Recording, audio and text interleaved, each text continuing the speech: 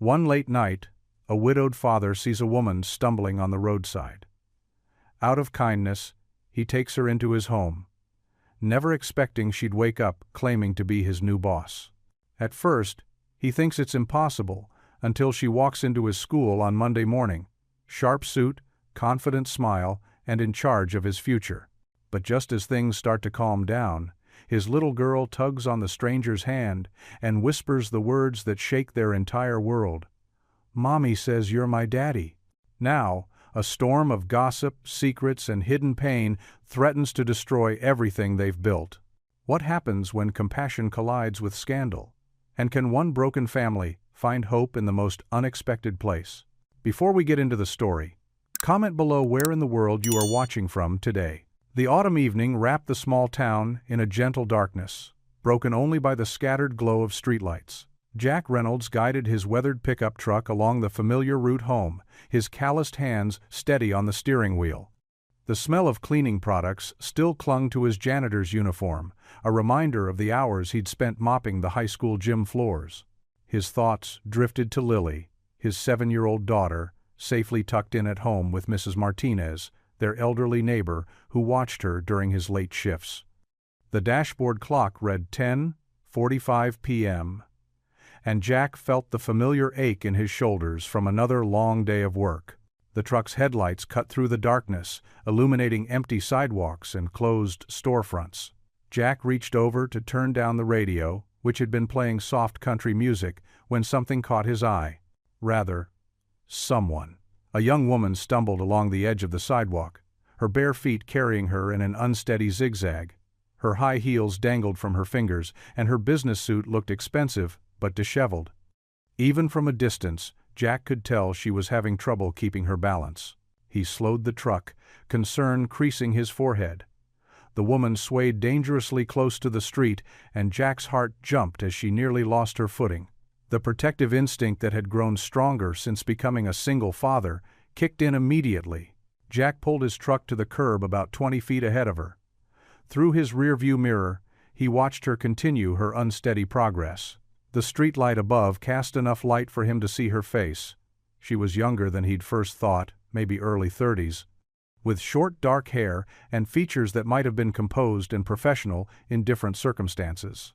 "Lord, give me wisdom," Jack muttered, a habit he'd developed in difficult moments since losing his wife. He stepped out of the truck, leaving it running. "Ma'am?" he called out softly, not wanting to startle her. "Are you all right?" The woman looked up, squinting at him through unfocused eyes. "Fine," she slurred, waving one hand dismissively while the other clutched her shoes. Just need to get home." Jack kept his distance, hands visible at his sides. "I don't think you should be walking alone right now. It's not safe out here." She stumbled again, this time catching herself against a lamppost. "Don't need help," she insisted, but her voice wavered. "I work at the high school," Jack said gently, pulling his janitor's ID badge from his shirt pocket. "My name's Jack Reynolds.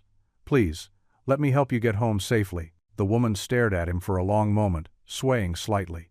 "You're the janitor?" She blinked hard, trying to focus.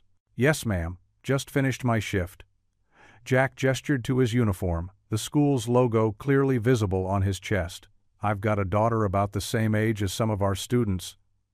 I'd want someone to help her if she was ever in trouble." Something in his honest, concerned tone seemed to reach through her alcohol-induced haze. Her shoulders slumped slightly.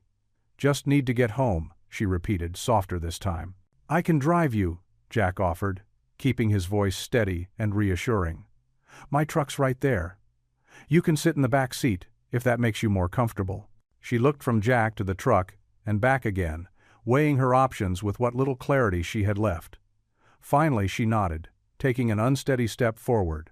Jack moved carefully to her side, ready to catch her if she fell, but maintaining a respectful distance. "Easy now," he said, offering his arm for support.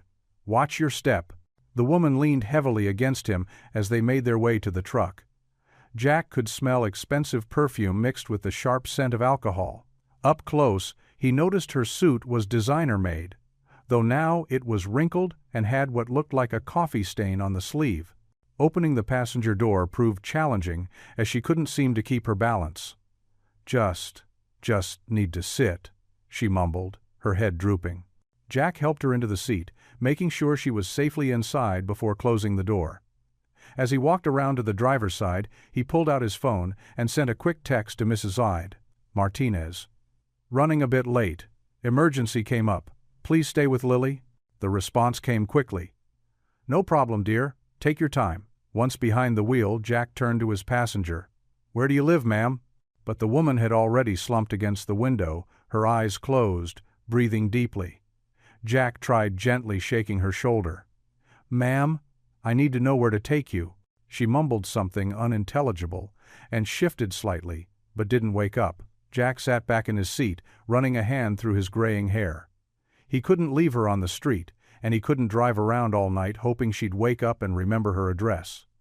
After a moment's consideration, he made the decision that seemed the only responsible choice. The drive home took less than 10 minutes. Jack pulled into his modest driveway, the porch light casting a warm glow over his small 2-story house. Through the living room window, he could see Mrs.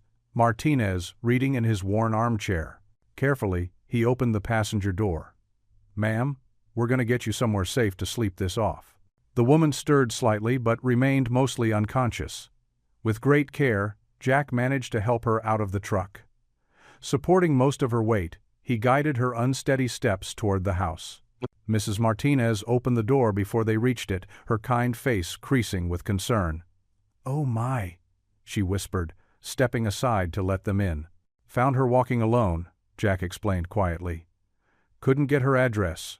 I'll let her sleep it off on the couch." Together, they managed to settle the woman onto the old but comfortable couch. Mrs. Martinez quickly brought a blanket from the hall closet, while Jack gently removed the high heels still clutched in the woman's hand and placed them nearby. "Lily's sound asleep," Mrs. Martinez assured him. "Hasn't stirred once." Jack nodded gratefully. "Thank you for staying late. I'll walk you home." "You're a good man, Jack Reynolds," Mrs. Martinez said as she gathered her things. "Just like your father was. Always helping others." After ensuring Mrs. Martinez got safely to her house next door, Jack returned to his living room. The woman was sleeping peacefully now, her breathing regular and deep. He placed a glass of water and some aspirin on the coffee table, then settled into his armchair to keep watch, prepared for a long night ahead. Morning light crept through the living room curtains, painting soft stripes across the sleeping woman's face. Jack stood in his small kitchen, watching the coffee maker gurgle and steam while occasionally glancing toward his unexpected guest. He'd barely slept, spending most of the night in his armchair, making sure she was okay. The stranger hadn't moved much since he'd helped her onto the couch. Her dark hair was tousled against the throw pillow, and her expensive suit was thoroughly wrinkled now.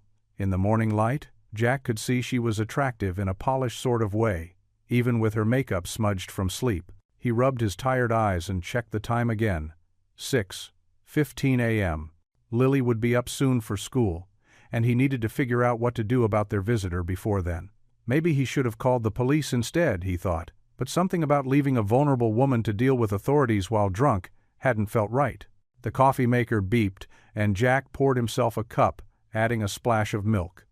The familiar aroma helped calm his nerves, but questions kept tumbling through his mind. Who was she? Would she be angry when she woke up in a stranger's house? What if she accused him of something inappropriate? His worn reflection in the kitchen window showed the worry lines creasing his forehead. At 45, life had carved its share of concerns into his face, but this situation was entirely new territory. Footsteps on the stairs made him turn. Lily appeared in her favorite unicorn pajamas, rubbing sleep from her eyes. "Morning, Daddy," she whispered, already trained to be quiet when they had company. Mrs. Martinez sometimes slept over in the guest room after late shifts. "Morning, sweetheart," Jack whispered back, moving to intercept her before she could see into the living room. "How about breakfast in the kitchen today?" Lily's curious eyes darted toward the living room. "Who's sleeping on our couch?" "Someone who needed help last night," Jack explained, guiding her toward the kitchen table. "Like when we helped Mr. Peterson after his car broke down, remember?" Lily nodded solemnly, though her eyes kept straying toward the living room. "Is she okay?" "She will be," Jack assured her, pulling out a box of cereal. "Now, let's get you ready for school." The morning routine helped settle his nerves. Jack packed Lily's lunch while she ate breakfast, then sent her upstairs to get dressed. He made extra coffee, figuring their guest might need it, and set out some aspirin on the counter. A groan from the living room made him freeze. He heard movement, then a confused mumble. Taking a deep breath, Jack stepped into the doorway. The woman was sitting up slowly, one hand pressed to her forehead. She looked around the room with growing confusion, taking in the family photos on the walls, the well-worn furniture, and finally, Jack standing in the doorway. "Where?" Her voice was hoarse. She cleared her throat and tried again. "Where am I?" "You're safe," Jack said quickly, keeping his voice gentle. "I found you walking alone last night. You weren't in any condition to tell me where you lived, so I brought you here to sleep it off. I'm Jack Reynolds." She stared at him, processing this information. Her eyes landed on his janitor's uniform, which he hadn't changed out of since the night before. "Water?" she asked, pressing her fingers to her temples. "Of course."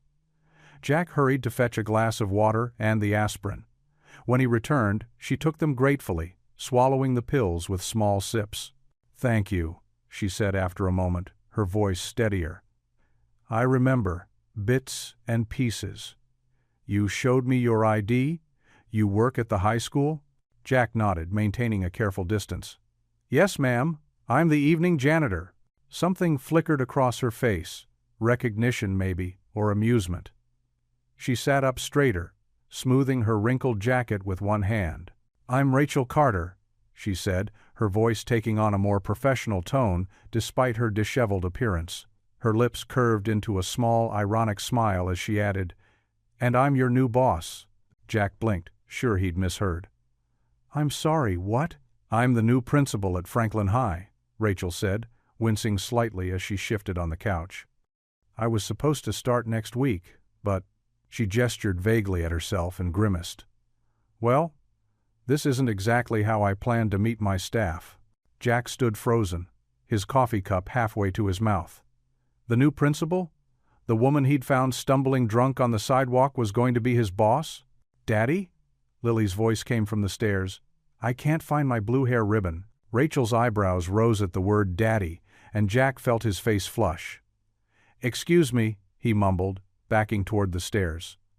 "I'll be right back." His mind raced as he helped Lily find her ribbon. The new principal. He'd carried the new principal into his house last night. She'd been drunk on a Sunday night before her first week at a new job. And now she was sitting on his couch, looking simultaneously embarrassed and amused, while he tried to get his daughter ready for school. When he returned to the living room, Rachel had stood up and was attempting to smooth her clothes into some semblance of order. She'd finger-combed her hair and wiped away the worst of her smudged makeup, but she still looked distinctly worse for wear. "Mr. Reynolds," she said, her tone now completely professional despite her appearance. "I want to thank you for your help last night. I realize this is an unusual situation." "You could say that," Jack agreed, still trying to wrap his head around this development. Rachel located her shoes by the couch and slipped them on, wobbling slightly. "I don't suppose you'd be willing to forget this ever happened?" Before Jack could respond, Lily bounded into the room, fully dressed with her blue ribbon perfectly tied in her hair. "Daddy, I'm ready for—" "Oh." She stopped short, staring at Rachel with undisguised curiosity. Rachel's professional demeanor softened as she smiled at the little girl. "Hello there. You must be Mr. Reynolds' daughter." "I'm Lily," she announced, then added with children's typical directness, "Did you have a sleepover?" "Something like that," Rachel said, shooting Jack a look that mixed embarrassment with silent pleading. "Your daddy helped me out when I wasn't feeling well." Jack cleared his throat. "Lily, honey, go grab your backpack. We need to leave for school soon." As Lily scampered off, Rachel turned back to Jack. "I know this is awkward, but I would really appreciate your discretion about last night. I'm not usually, I don't normally." "Of course," Jack assured her quickly. "It never happened." Jack gripped his coffee mug tighter as the woman on his couch slowly sat up, pressing her fingers against her temples. Her makeup was smudged, and her designer blouse looked like it had seen better days. He couldn't shake the feeling that helping her might have been a mistake. "Here," he said, holding out a glass of water and 2 aspirin. "You might need these." "Thank you." Her voice was hoarse but carried an unexpected note of authority even through her obvious discomfort. She took the pills and drank deeply. "Look," Jack began carefully. "I should probably call you a cab or—" "Rachel Carter," she interrupted, attempting to smooth her rumpled clothes. "That's my name. And as I said, I'm your new boss." Jack let out a small, nervous laugh. "Ma'am, I think you might still be a bit," he trailed off, not wanting to say drunk outright. "Hungover?" Rachel supplied with a grimace. "Absolutely, but that doesn't change the fact that I'm the incoming principal at Jefferson High School." She reached for her purse, which had spent the night on the floor beside the couch, and began rifling through it. "That's impossible," Jack said, shaking his head. "Principal Matthews is—" "Retiring," Rachel finished. "The board made the announcement last week. I start Monday." She pulled out a leather wallet and flipped it open, revealing an official school district ID card. Jack leaned closer, his stomach doing an uncomfortable flip as he read the credentials. The photo showed the same woman, though considerably more put together, with "Rachel Carter, Principal" printed beneath it. "This is—" he ran a hand through his graying hair. "This can't be happening." "I know this isn't exactly the most professional first impression," Rachel admitted, attempting to stand but swaying slightly. Jack instinctively reached out to steady her, then quickly withdrew his hand. "Daddy?" a small voice called from upstairs. "Are you making breakfast?" Rachel's eyes widened. "You have a child?" "My daughter, Lily," Jack said quietly, suddenly very aware of how strange this situation must look. "She's 7. I should go," Rachel said, gathering her things with shaky hands. "I appreciate your help last night, though I honestly don't remember much of it." "You were walking alone on Cedar Street," Jack explained, keeping his voice low. "It wasn't safe. I couldn't just leave you there." A flash of vulnerability crossed Rachel's face before she masked it with a professional smile that didn't quite reach her eyes. "Well, Mr. Reynolds." "Jack Reynolds." "Mr. Reynolds, I suppose this is quite the way to meet your new principal." She attempted to laugh, but winced instead. "Daddy?" Lily called again. "Coming, sweetie," Jack answered, then turned back to Rachel. "Look, about last night." "It never happened," Rachel said firmly, though her voice had softened. "I was having a rough evening, made some poor choices. We don't need to discuss it further." Jack walked her to the front door, still trying to process this surreal turn of events. This couldn't be real. She had to be confused, or maybe this was some elaborate prank. He'd been the night janitor at Jefferson High for 8 years, keeping his head down, doing his job. Things like this didn't happen to people like him. Rachel paused at the door, squinting at the morning sunlight. "Thank you again, Mr. Reynolds. You're a good man. Not many would have helped a stranger like that." "Ma'am, I really think there must be some mistake about—" She gave him a weak smirk, despite her obvious hangover. "See you Monday."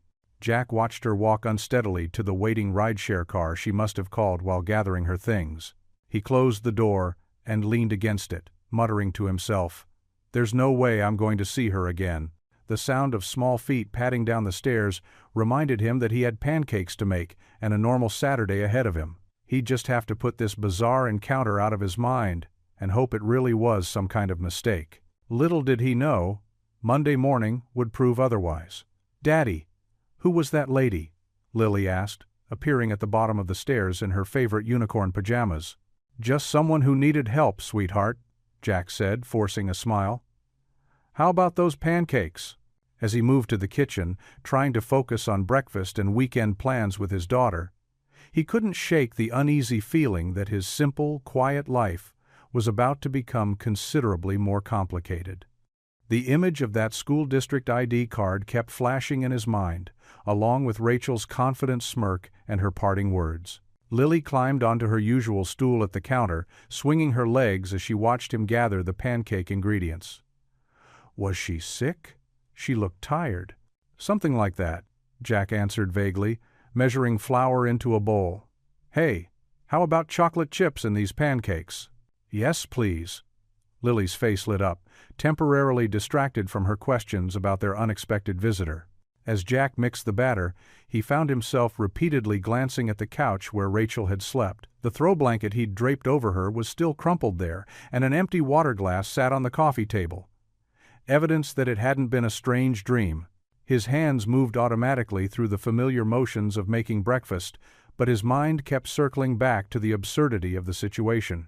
He'd spent the night watching over his supposed new boss, while she slept off what must have been quite a night of drinking. If she really was the new principal, how could he possibly face her at work? And if she wasn't, if this was some kind of confused claim, then what had he gotten himself into by bringing a stranger into his home? The first pancake sizzled on the griddle, as Lily chatted about her plans to play with her best friend Sarah later that day. Jack tried to focus on her words, on the normal rhythm of their Saturday morning routine, but Rachel Carter's parting smirk and those two words, "See you Monday," kept echoing in his thoughts. He flipped the pancake with perhaps more force than necessary, sending a few chocolate chips flying. "Daddy, you're making a mess," Lily giggled. "Sorry, sweetheart," he said, managing a genuine smile at her laughter. "Guess I'm a little distracted this morning."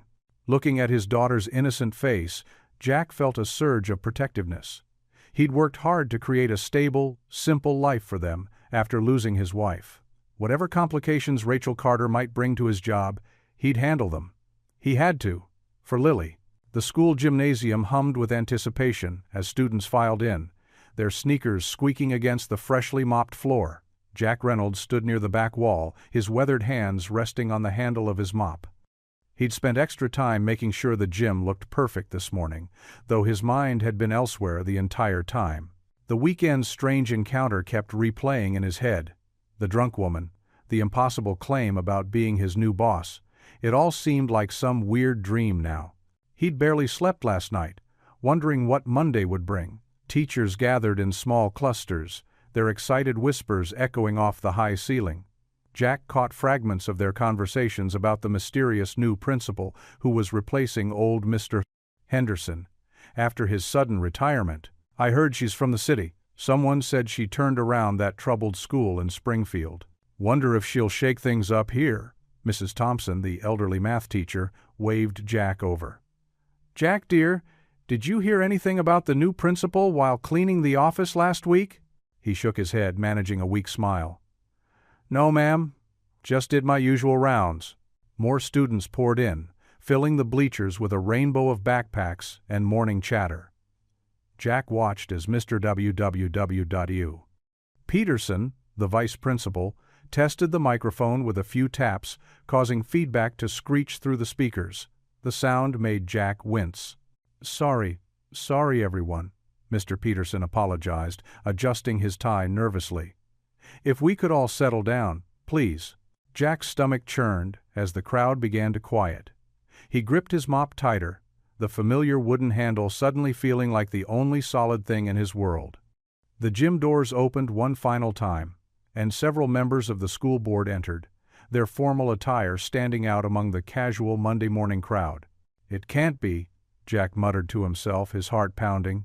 "It just can't be." The morning light streamed through the high windows, creating bright squares on the polished floor. Jack had carefully cleaned each of those spots just hours ago, trying to keep his mind off the possibility that was now becoming more real by the second. Mr. Peterson cleared his throat. "Good morning, everyone. As you know, we're gathered here today to welcome our new principal. She comes to us with an impressive background in education reform and a fresh vision for our school's future." Jack's palms grew sweaty against the mop handle. He could feel his collar growing tight, despite the gym's cool morning air. A few teachers glanced his way, probably wondering why the usually calm janitor looked so tense.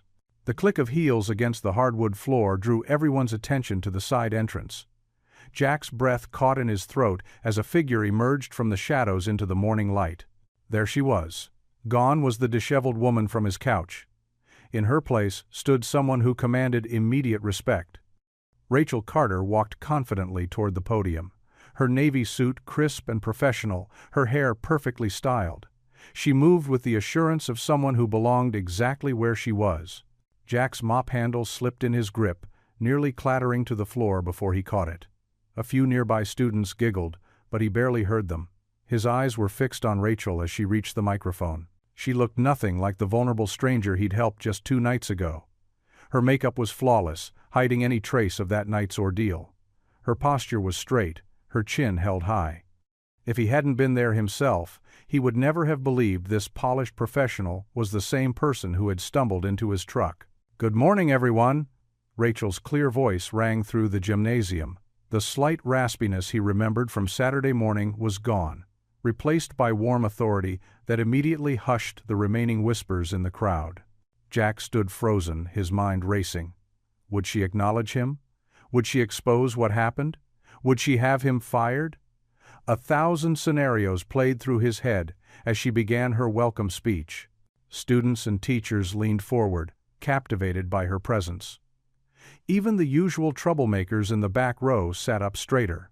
Rachel's eyes swept across the crowd as she spoke, but if she saw Jack in his corner, she gave no sign of recognition.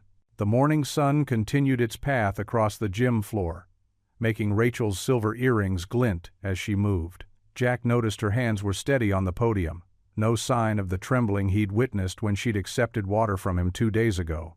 A paper airplane sailed through the air, launched by someone in the middle rows. Without missing a beat in her speech, Rachel caught it mid-flight, smoothly folded it into a perfect square, and placed it in her jacket pocket. The students gasped, then broke into appreciative laughter and scattered applause.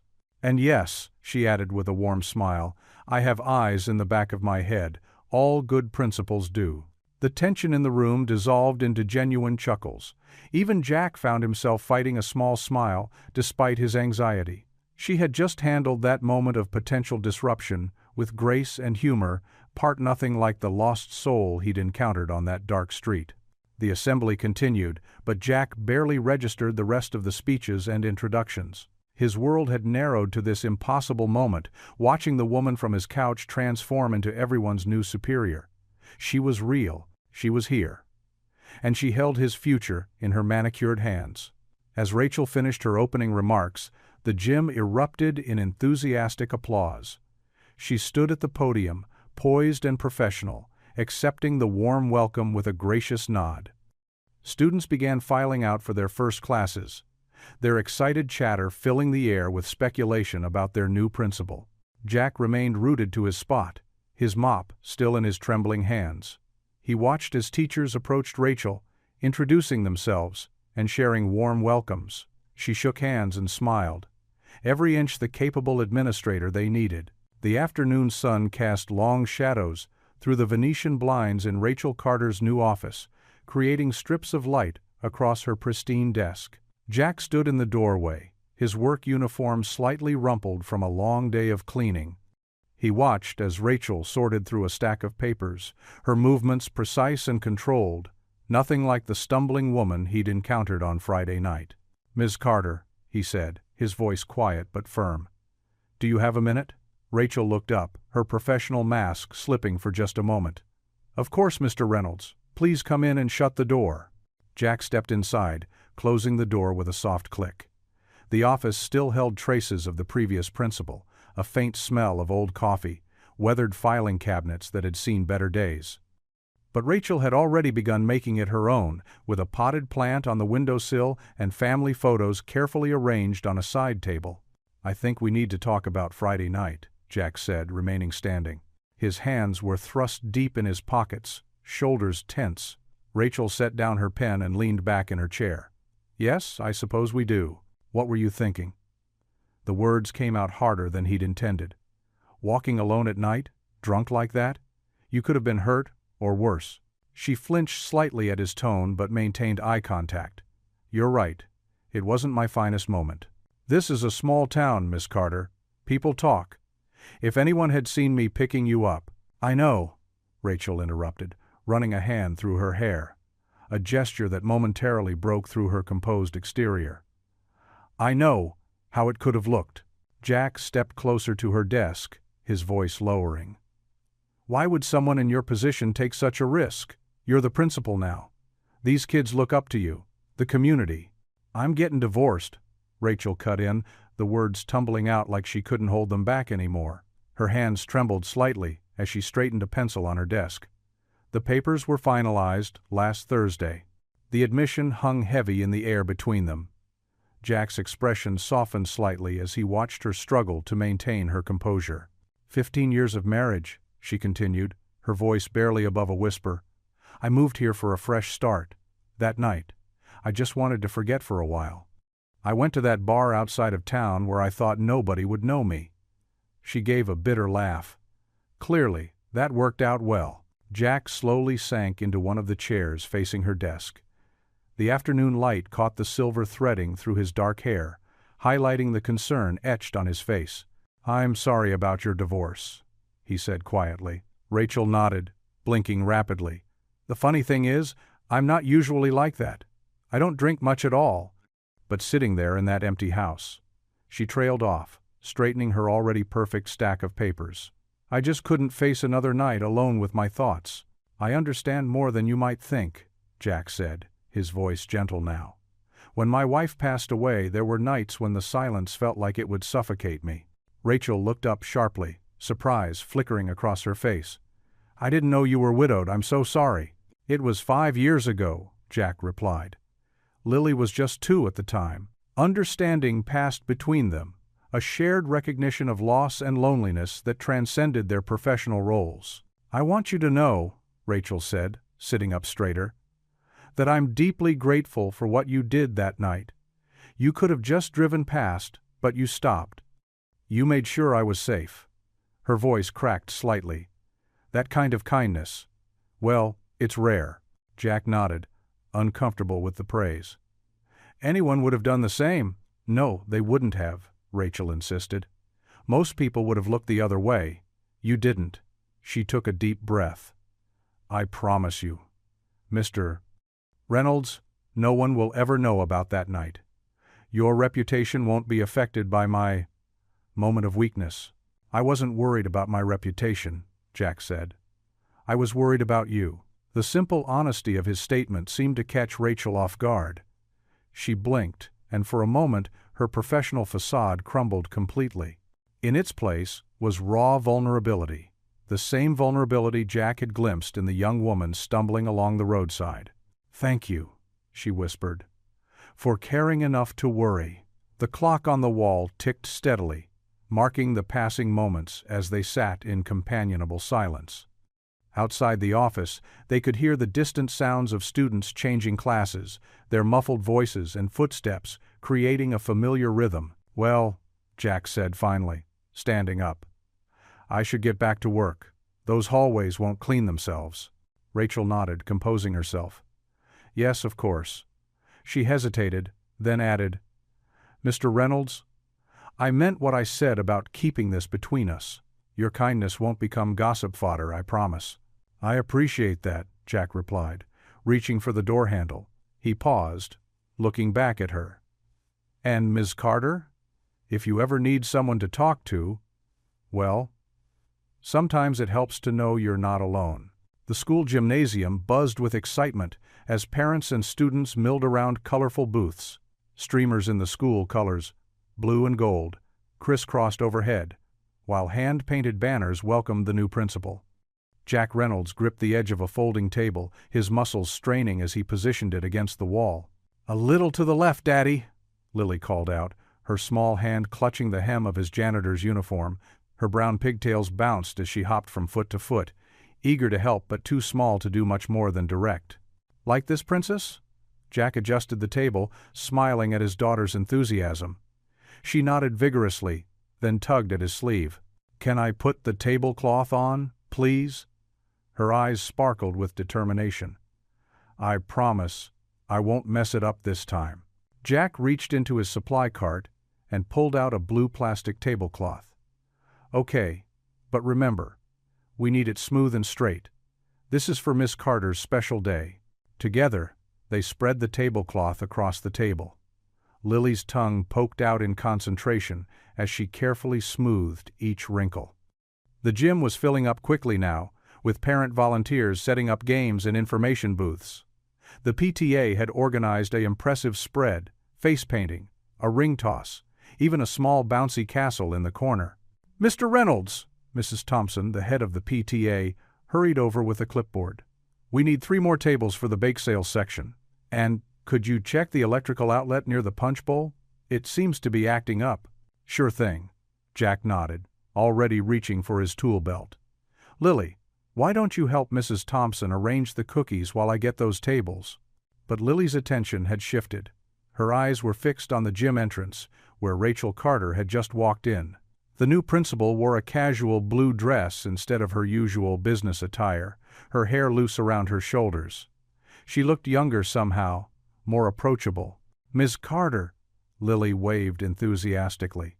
"Come see our table." Rachel made her way through the crowd, stopping to shake hands and chat with parents. When she reached their station, she knelt down to Lily's level. "Well, this looks wonderful. Did you help set it up?" "Uh-huh," Lily beamed. "Daddy let me do the tablecloth all by myself." "Well, almost all by myself. She's quite the helper," Jack said, feeling oddly nervous. It was the first time he'd seen Rachel in a casual setting since that night. "I'm sorry about the electrical issue, Miss Carter. I'll get it fixed right away." "Please, call me Rachel," she said, standing up. "At least during the fair. We want everyone to feel comfortable today." The gym continued to fill with families. Children darted between the booths, their laughter echoing off the high ceiling. Jack worked steadily, setting up the remaining tables and checking the troublesome outlet. Every so often, he'd catch glimpses of Rachel moving through the crowd. She seemed to have a natural way with people, putting them at ease with her warm smile and genuine interest in their conversations. Lily stayed close to him as he worked, but her eyes kept following Rachel. Jack recognized that look. It was the same one she got when watching mothers and daughters at the park. His heart ached a little, knowing how much his little girl missed having a mom. "Daddy," Lily whispered as he finished tightening the outlet cover. "Miss Rachel is really nice, isn't she?" "Yes, she is," Jack agreed carefully. "She's doing a good job as our new principal." "She smells like flowers," Lily continued thoughtfully. "And she has pretty hair, just like in the picture." Jack froze. "What picture, sweetheart?" But Lily had already spotted the face-painting booth. "Can I get a butterfly? Please, Daddy?" The face-painting line was long, and Jack used the wait time to observe the fair's success. Rachel had moved to the center of the gym, where she was drawing raffle tickets from a large glass bowl. Her laugh carried across the space as she announced each winner, her enthusiasm infectious. "And the next prize, a gift certificate to Mario's Pizza, goes to..." Rachel reached into the bowl. "The Martinez family?" Cheers erupted from somewhere near the ring toss. Jack couldn't help but smile at the way Rachel was winning everyone over. It was hard to believe this was the same woman he'd found stumbling along the roadside just a week ago. When it was finally Lily's turn for face painting, she requested a purple butterfly. The artist, one of the art teachers, chatted with her as she worked. "You must be excited about the new principal," the teacher said, carefully drawing a delicate wing pattern. "Oh, yes," Lily nodded, then quickly stilled when reminded to stay still. "She's going to be just perfect." Jack felt a strange unease at his daughter's words, but before he could ask what she meant, Rachel appeared beside them. "That butterfly looks beautiful," she said, admiring the half-finished design. "Purple is my favorite color, too."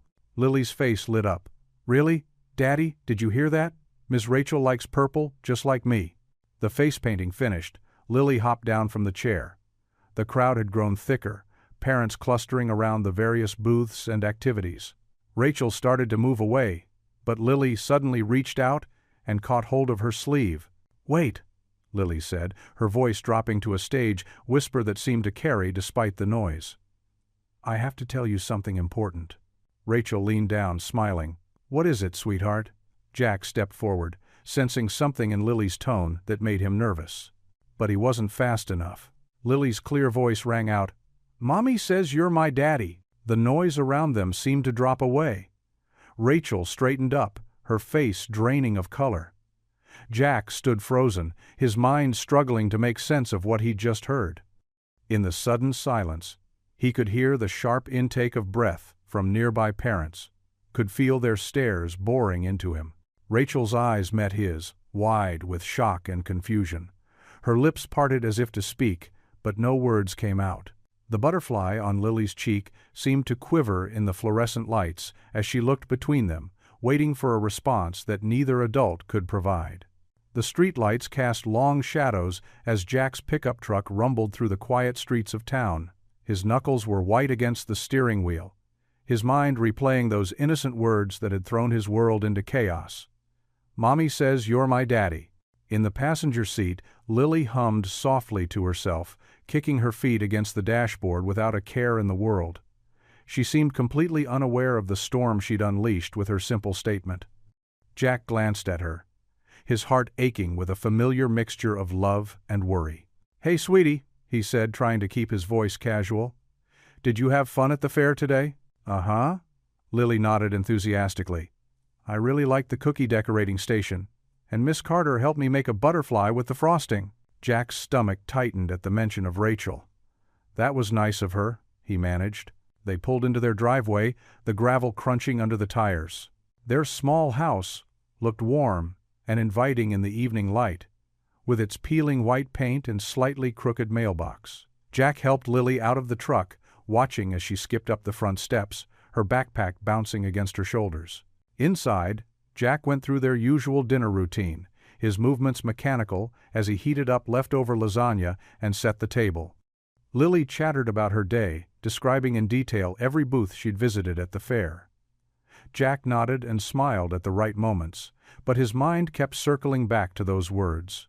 Finally, when they were both seated at their small kitchen table, Jack took a deep breath. "Lily, honey," he began carefully, "remember what you said to Miss Carter today?" Lily stabbed at her lasagna with her fork. "About Mommy?" "Yes, sweetheart." Jack leaned forward slightly. "Can you tell me more about that? When did Mommy say that?" Lily shrugged, more interested in separating the cheese from the pasta on her plate. "Mommy told me once," she said simply, then giggled and pushed back from the table. "Can I go play with my dolls now?" Before Jack could respond, she had already disappeared down the hallway, leaving her half-eaten dinner behind.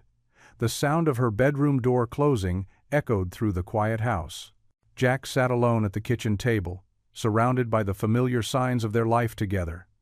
Lily's artwork magneted to the refrigerator, the worn tablecloth his wife had picked out years ago, the stack of bills by the salt shaker. Everything looked the same, but nothing felt right anymore. He rubbed his face with his hands, trying to make sense of it all. Sarah, his late wife, had never mentioned Rachel Carter. How could she have? Rachel was new to town, arriving long after Sarah's passing. It had to be some kind of misunderstanding, a child's imagination perhaps, but he knew how quickly rumors could spread in a small town like theirs. The parents who had overheard Lily's comment, he could already imagine their whispered conversations, the sideways glances, the assumptions they would make about him and Rachel. Would they question his integrity, his ability to do his job? And what about Rachel's position as principal? The clock on the wall ticked steadily, marking time as Jack sat motionless, his dinner growing cold. From down the hall, he could hear Lily's voice as she played, making up stories for her dolls, innocent and untroubled by the chaos she'd inadvertently created. Across town, in her office at the school, Rachel Carter stood before the large window that overlooked the now empty fair grounds. The maintenance crew was taking down the last of the decorations, folding tables and stacking chairs in the growing darkness. She could see her reflection in the glass, superimposed over the scene below. Her carefully styled hair now slightly disheveled, her professional attire somehow less crisp than it had been this morning. Lily's words echoed in her mind. "Mommy says you're my daddy." The shock of that moment still felt fresh, the sudden silence that had fallen over the nearby parents, the way Jack's face had drained of color, the confused look in Lily's eyes when she realized something was wrong. Rachel turned away from the window and paced the length of her office. Family photos of students lined the walls, their smiling faces a reminder of the responsibility she carried as principal. She'd worked so hard to build her career, to prove herself worthy of this position. Now, just weeks into her new role, everything felt precarious. She stopped at her desk, picking up a framed photo of herself from her college graduation. Her younger self smiled back, full of confidence and ambition, unaware of the challenges that lay ahead. The failed marriage, the nights of lonely drinking, the struggle to maintain her composure in a world that seemed determined to judge her every move. The memory of Jack finding her that night on the roadside surfaced unbidden. His kindness, his quiet dignity, the way he'd helped her without expecting anything in return, it had touched something in her, reminded her of the person she wanted to be. And now, this misunderstanding threatened to destroy not only her reputation, but his as well. Rachel set the photo down and caught her reflection in the small mirror she kept in her desk drawer. The woman who stared back looked tired, worried, and somehow older than she had just this morning.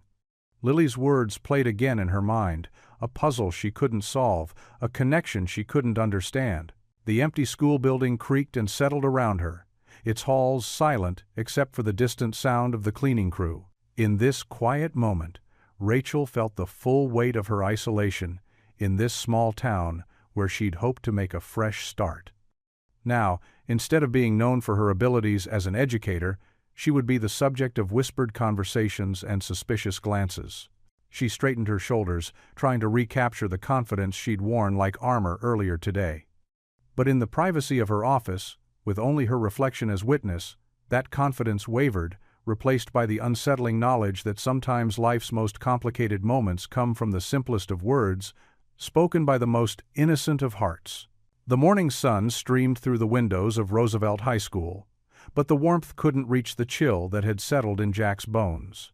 He pushed his cleaning cart down the hallway, head down, pretending not to notice the sudden hush that fell over groups of teachers as he passed. The whispers started again the moment he turned the corner. Though faint, their words carried through the empty corridor like echoes in a cave. "Did you hear what happened at the fair yesterday?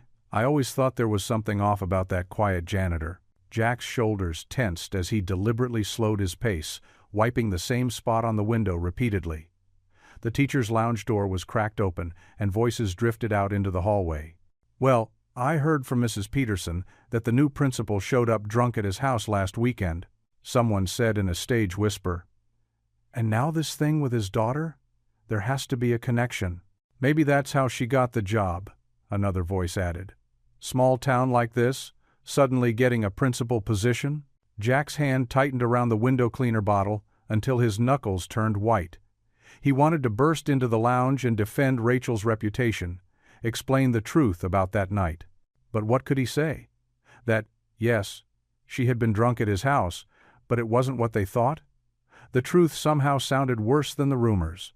"I saw them talking in her office yesterday," a third voice chimed in. "Door closed and everything. Very suspicious if you ask me. And did you see how friendly she was with his daughter at the fair? Almost like she knew her already." The bottle of cleaner slipped from Jack's grip, clattering against the floor. The conversations in the lounge immediately stopped. He quickly picked up the bottle, face burning, and hurried down the hallway with his cart.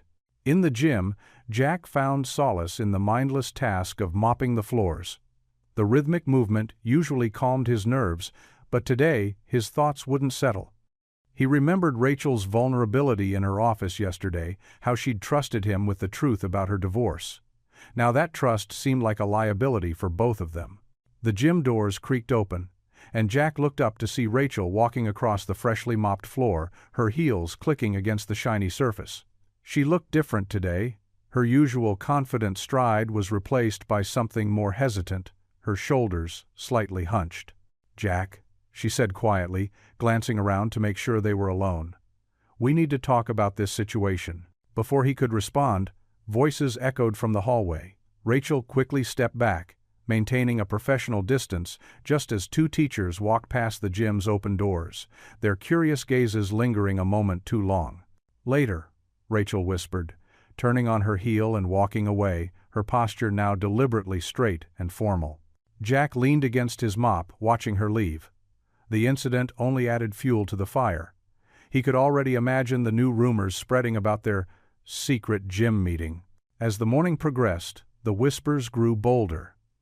Jack found himself taking longer routes through the school, avoiding the main hallways where clusters of staff members gathered, but he couldn't escape the sideways glances, the sudden silences when he entered a room. During his lunch break, Jack sat alone in his usual spot behind the cafeteria, unwrapping his sandwich with trembling hands. The back door was propped open, and voices drifted out from the kitchen. "I heard she's been hiding a relationship with him for years," one of the lunch ladies said. "Poor man lost his wife, and now this woman shows up claiming some connection to his daughter? It's inappropriate, is what it is," another replied. "A principal carrying on with the janitor? The school board won't stand for it." Jack's appetite vanished. He wrapped his untouched sandwich and stuffed it back in his paper bag, his throat tight with frustration and shame. As he walked around the building to dispose of his lunch, he passed two parents dropping off forgotten homework at the front office. They stood near the entrance, heads close together in conversation. "I just don't feel comfortable with my children around them anymore," one mother said. "If he's the type to have secret affairs with administrators, and she seems so professional on the surface," the other added, "makes you wonder what else they're hiding. I'm calling the school board this afternoon." Jack's face burned as he hurried past them, their words cutting deeper than any others he'd heard that day. These weren't just harmless gossip anymore. These were parents who could actually affect his job, his ability to provide for Lily, and Rachel. She'd worked so hard to get where she was, only to have her reputation tarnished by one innocent comment and a town too eager for scandal. He found himself in the janitor's closet, surrounded by cleaning supplies and the familiar smell of disinfectant. His safe haven now felt like a reminder of everything he could lose. Jack slumped against the wall, closing his eyes against the fluorescent lights overhead. The truth was simple. He'd helped someone in need, shown basic human kindness. But in a small town hungry for drama, the truth didn't matter as much as the story people wanted to believe. The bell rang, signaling the end of lunch period. Jack straightened up, adjusted his uniform, and reached for his cleaning cart. He had work to do, rumors or not. But as he stepped back into the hallway, each curious glance and whispered conversation felt like another nail in the coffin of both his and Rachel's careers. Jack stood outside Rachel's office door, his hand hovering over the handle. Through the frosted glass, he could see her silhouette moving back and forth. Taking a deep breath, he knocked softly. "Come in," Rachel called out, her voice professional but tired. The office looked different from their last confrontation. Rachel had made it her own with a few personal touches: a small potted plant by the window, a framed photo of a sunset on the wall. She sat behind her desk, glasses perched on her nose, looking every bit the composed principal until she saw who it was. Jack. She took off her glasses and rubbed her eyes. "I suppose we need to talk about this." "The whole school's talking about it already," Jack said, closing the door behind him. His work boots squeaked against the polished floor as he shifted his weight. "I'm worried about what this means for both of us." Rachel's professional facade cracked slightly. She gestured to the chair across from her desk. "Please, sit." Jack lowered himself into the chair, noticing how Rachel's hands trembled slightly as she arranged some papers on her desk. The morning light streaming through the window caught the hint of tears in her eyes. "I never meant for any of this to happen," she said softly. "That night, the night you found me." She paused, taking a shaky breath. "I wasn't just drunk, Jack. I was at my lowest point." Jack leaned forward, his anger dissolving at the raw pain in her voice. "What happened?" "My divorce was finalized that day." Rachel's voice cracked. 3 years of marriage ended with a signature and a court date. He left me for his secretary. Classic story, right? She attempted a weak laugh that came out more like a sob. "I'm sorry," Jack said quietly. "I'd spent the whole day pretending to be fine, strong, the perfect professional starting her new job in a new town." Rachel stood up and walked to the window, wrapping her arms around herself. "But that night, after moving into my empty apartment, I just couldn't take it anymore. I started walking, found a bar, and—" She shook her head. "I didn't care what happened to me." Jack remembered how vulnerable she'd looked that night, stumbling along the dark road. "You could have been hurt." "I know." Rachel turned back to face him, tears now flowing freely. "When you stopped, I thought. I don't know what I thought, but you were so kind, so careful. You made sure I was safe without asking anything in return." Do you know how rare that is? The morning sun cast long shadows across the office as Jack absorbed her words. The woman before him wasn't the polished principal or the drunk stranger anymore. She was just someone hurting, trying to find her way through the dark. I understand loneliness, Jack said quietly. More than you know. Rachel wiped her eyes with the back of her hand. Lily's mother? Jack nodded, surprised by how the familiar ache in his chest felt different, sharing it with someone who understood. Sarah. 5 years ago. Cancer. He hadn't talked about this with anyone in a long time. She fought hard, but in the end, I'm so sorry, Jack. Rachel's voice was gentle. Lily was just 2.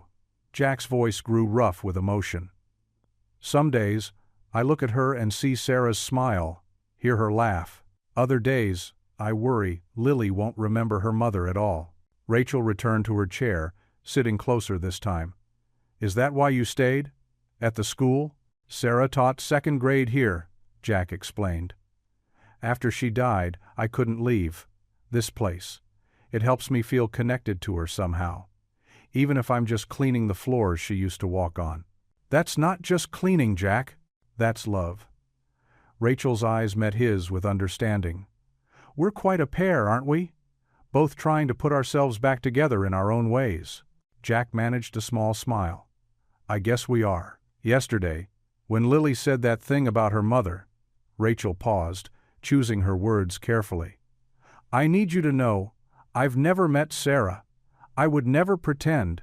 I know, Jack interrupted gently. Lily sometimes gets confused about memories. She's trying to understand things that happened when she was too young to really remember. They sat in comfortable silence for a moment, the morning sun warming the room. The whispers and gossip seemed far away now, less important than this quiet understanding they'd found. Thank you, Rachel said finally, for telling me about Sarah, and for that night, for being the kind person I needed when I was lost. Thank you for trusting me with your story, Jack replied. Maybe we both needed someone who understands. Rachel nodded, wiping away the last of her tears. A bell rang in the distance, signaling the start of first period. The sounds of students filling the hallways filtered through the door, but in the office, the moment of connection lingered. They had started as strangers, a drunk woman on the roadside and a kind janitor, then a principal and her employee. Now they sat together as 2 people who had glimpsed each other's broken places and found something familiar in the cracks. The fluorescent lights of Miller's grocery buzzed overhead as Jack pushed his shopping cart down aisle 3, Lily skipping alongside him. Their weekly shopping trip had always been their special father-daughter time, but today felt different. The usual warmth of their small-town market felt stifling. Can we get Lucky Charms, Daddy? Lily asked, pointing at the colorful cereal boxes. Not today, sweetheart. Let's stick to our list. Jack glanced at the crumpled paper in his hand, trying to focus on the simple task of grocery shopping. Mrs. Henderson and her friend Barbara stood at the end of the aisle, their heads bent together in whispered conversation. As Jack and Lily approached, their voices became just loud enough to hear. Living together all this time, probably, Mrs. Henderson muttered, shooting a sideways glance at Jack. And he works at the school too, it's not right, Barbara replied, shaking her head. Jack's shoulders tensed as he reached for a loaf of bread, pretending not to hear. Lily, however, waved cheerfully at the women. Hi, Mrs. Henderson. Are you coming to our school fair next week? The women startled, forcing polite smiles. Oh, hello, Lily dear, Mrs. Henderson said, her voice syrupy sweet. My, how you've grown. Jack gently steered Lily toward the produce section, his face burning. More whispers followed them through the store. Near the tomatoes, he heard someone say, principal, and scandal. By the dairy case, another shopper openly stared. Daddy, why is everyone looking at us funny? Lily asked, her small hand clutching his. Jack squeezed her hand. Sometimes grown-ups forget their manners, sweetie. Let's get our milk and head home. At the checkout line, the usual friendly cashier barely made eye contact. Jack fumbled with his wallet, dropping a few coins. As he bent to pick them up, he heard snickering from the next line over. The walk to their truck felt endless. Jack loaded the groceries, while Lily climbed into her booster seat, humming to herself, blissfully unaware of the weight pressing down on her father's shoulders. The drive home was quiet, except for Lily's occasional comments about clouds shaped like animals. Jack's knuckles were white on the steering wheel as he tried to push away the memory of judgmental stares and whispered accusations. At home, Jack busied himself putting away groceries while Lily sprawled on the living room floor with her coloring books. The simple act of organizing cans and folding paper bags helped calm his nerves, but the afternoon's tension still hung heavy in his chest. The doorbell rang just as he was storing the last of the cold items. Through the window, he saw Rachel's car parked in his driveway. His heart jumped to his throat. This was exactly the kind of thing that would set tongues wagging even more.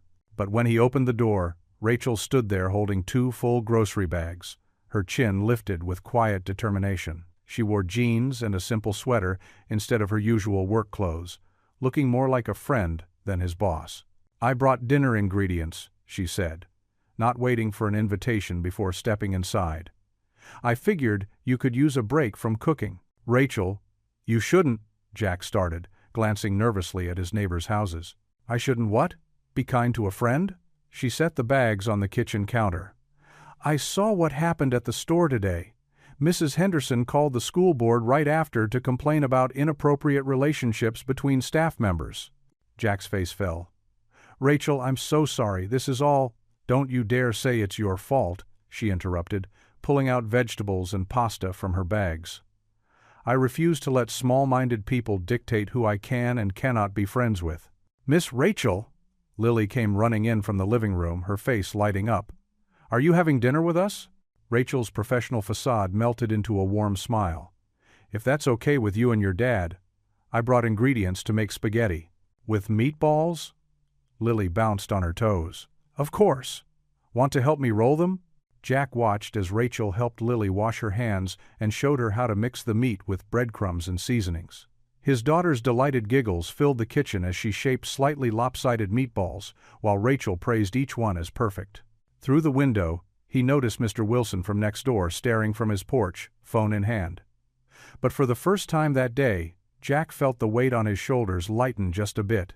Rachel caught his eye and gave him a small, understanding smile as she helped Lily with another meatball. The kitchen filled with the warm scent of tomato sauce and herbs. Rachel moved around his kitchen with easy confidence, finding pots and utensils as if she'd been there before. She kept Lily involved, letting her tear lettuce for the salad and carefully sprinkled cheese on top of the pasta. "People will talk," Jack said quietly while Lily was setting the table. Rachel stirred the sauce one last time. "Let them," she replied firmly. "Sometimes the bravest thing we can do is refuse to be ashamed of kindness." The Saturday morning sun streamed through Jack's kitchen window, casting warm squares of light across the worn linoleum floor. The doorbell's chime made Lily bolt from her coloring book at the kitchen table. "I'll get it," Lily called out, her sock-covered feet sliding across the floor as she rushed to the door. Jack wiped his hands on a dish towel, pancake batter still coating his fingers. "Lily, wait! Let me—" But she had already thrown open the front door. "Miss Carter!" Lily's excited squeal echoed through the house.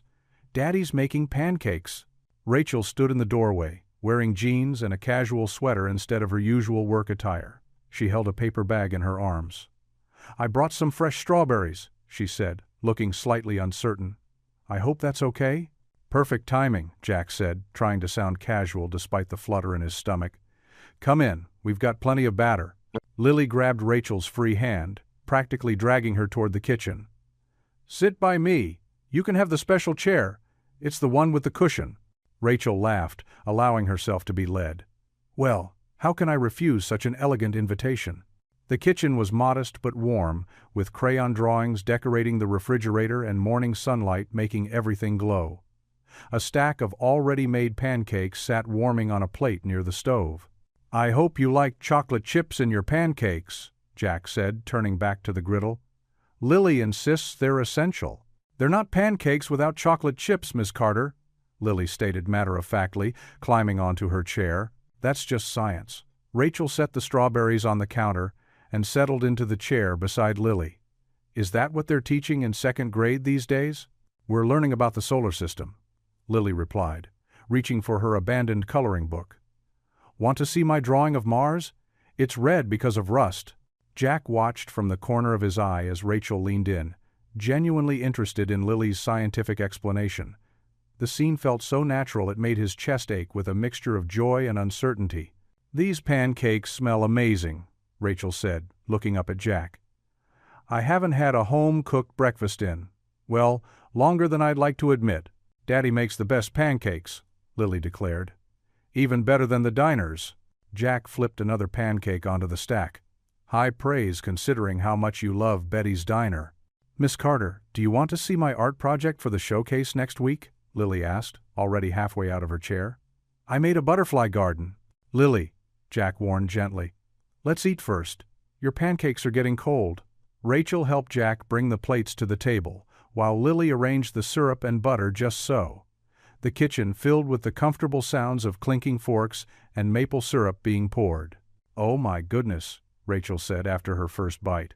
"Lily's right. These are better than the diners." Jack felt his face warm at the compliment. "Family recipe. My wife." He paused, then continued softly. "Sarah taught me how to make them." Instead of the awkward silence that usually followed mentions of Sarah, Rachel simply nodded. "She taught you well." Her voice was gentle, understanding. Lily, with syrup already somehow on her chin, looked between them. "Daddy says Mommy was the best cook, but he's getting really good too. He only burned the grilled cheese once this week." "Hey now," Jack protested with a laugh.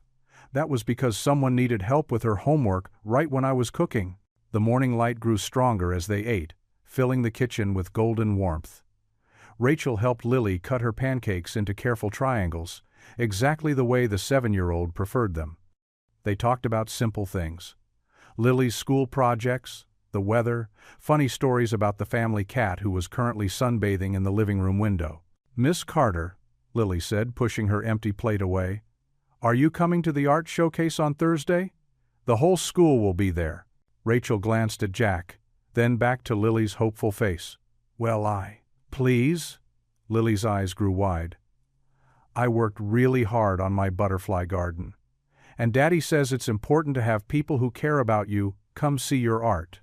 Jack watched as something soft crossed Rachel's face. She reached out and gently tucked a strand of hair behind Lily's ear, the gesture so maternal it made his heart skip. "I wouldn't miss it for anything," Rachel said firmly. "What time should I be there?" 6 o'clock, Lily bounced in her chair. "And you have to promise to look at everyone's art, not just mine. That's what Daddy says. We have to support everybody." Rachel smiled. "That sounds like very wise advice." She met Jack's eyes across the table, something warm and understanding passing between them.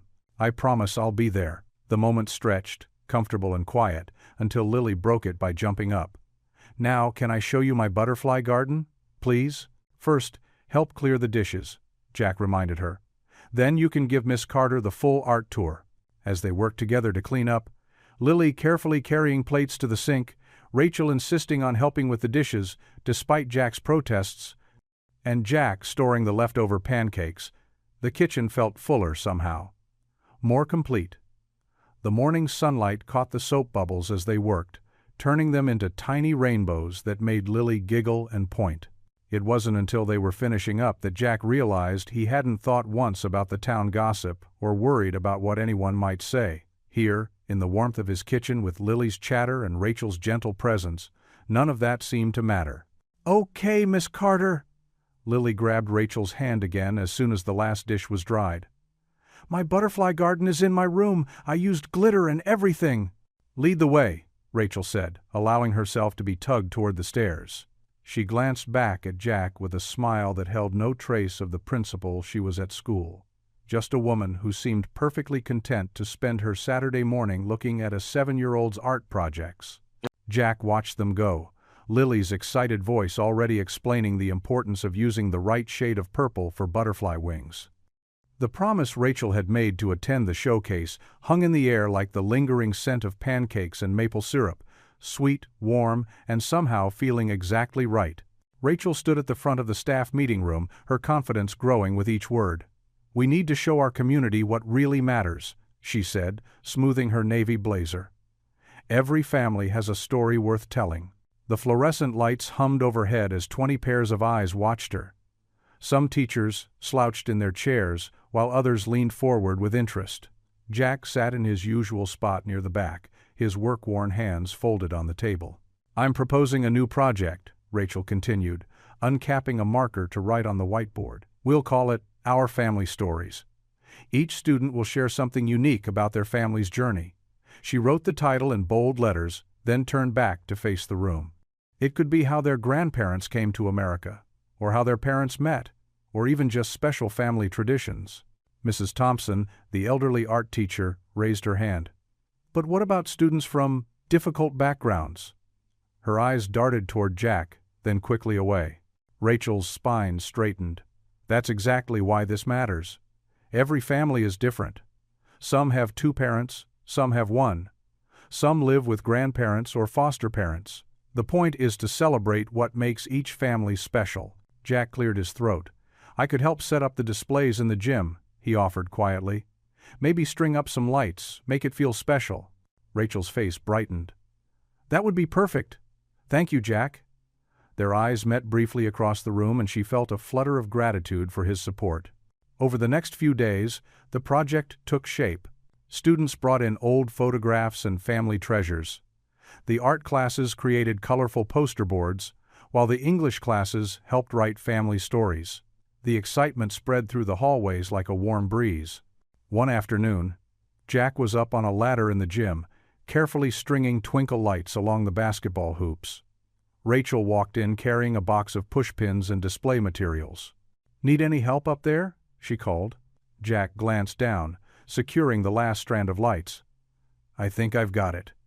But could you tell me if they're even?" Rachel stepped back, tilting her head. "A little higher on the left." "Perfect." She set down her box and started unpacking foam boards. "You know, when I first suggested this project, I wasn't sure anyone would support it." Jack climbed down the ladder. "Kids need to learn that different doesn't mean wrong," he said, dusting off his hands. "Lily was so excited to bring in pictures of her mom." Rachel paused, a stack of construction paper in her hands. "Are you sure you're okay with that?" "Sarah would have wanted Lily to remember her," Jack said softly. "And to know. It's okay to talk about her." They worked side by side, arranging display boards and hanging strings where student work would soon be pinned. The gym slowly transformed from a plain sports space into something magical. The twinkle lights cast tiny stars across the wooden floor. "Mr. Reynolds!" Lily's voice echoed as she burst through the gym doors, her backpack bouncing. "Mom and I made cookies for the family night." She stopped short, noticing Rachel. "Oh, hi, Miss Carter. Want one?"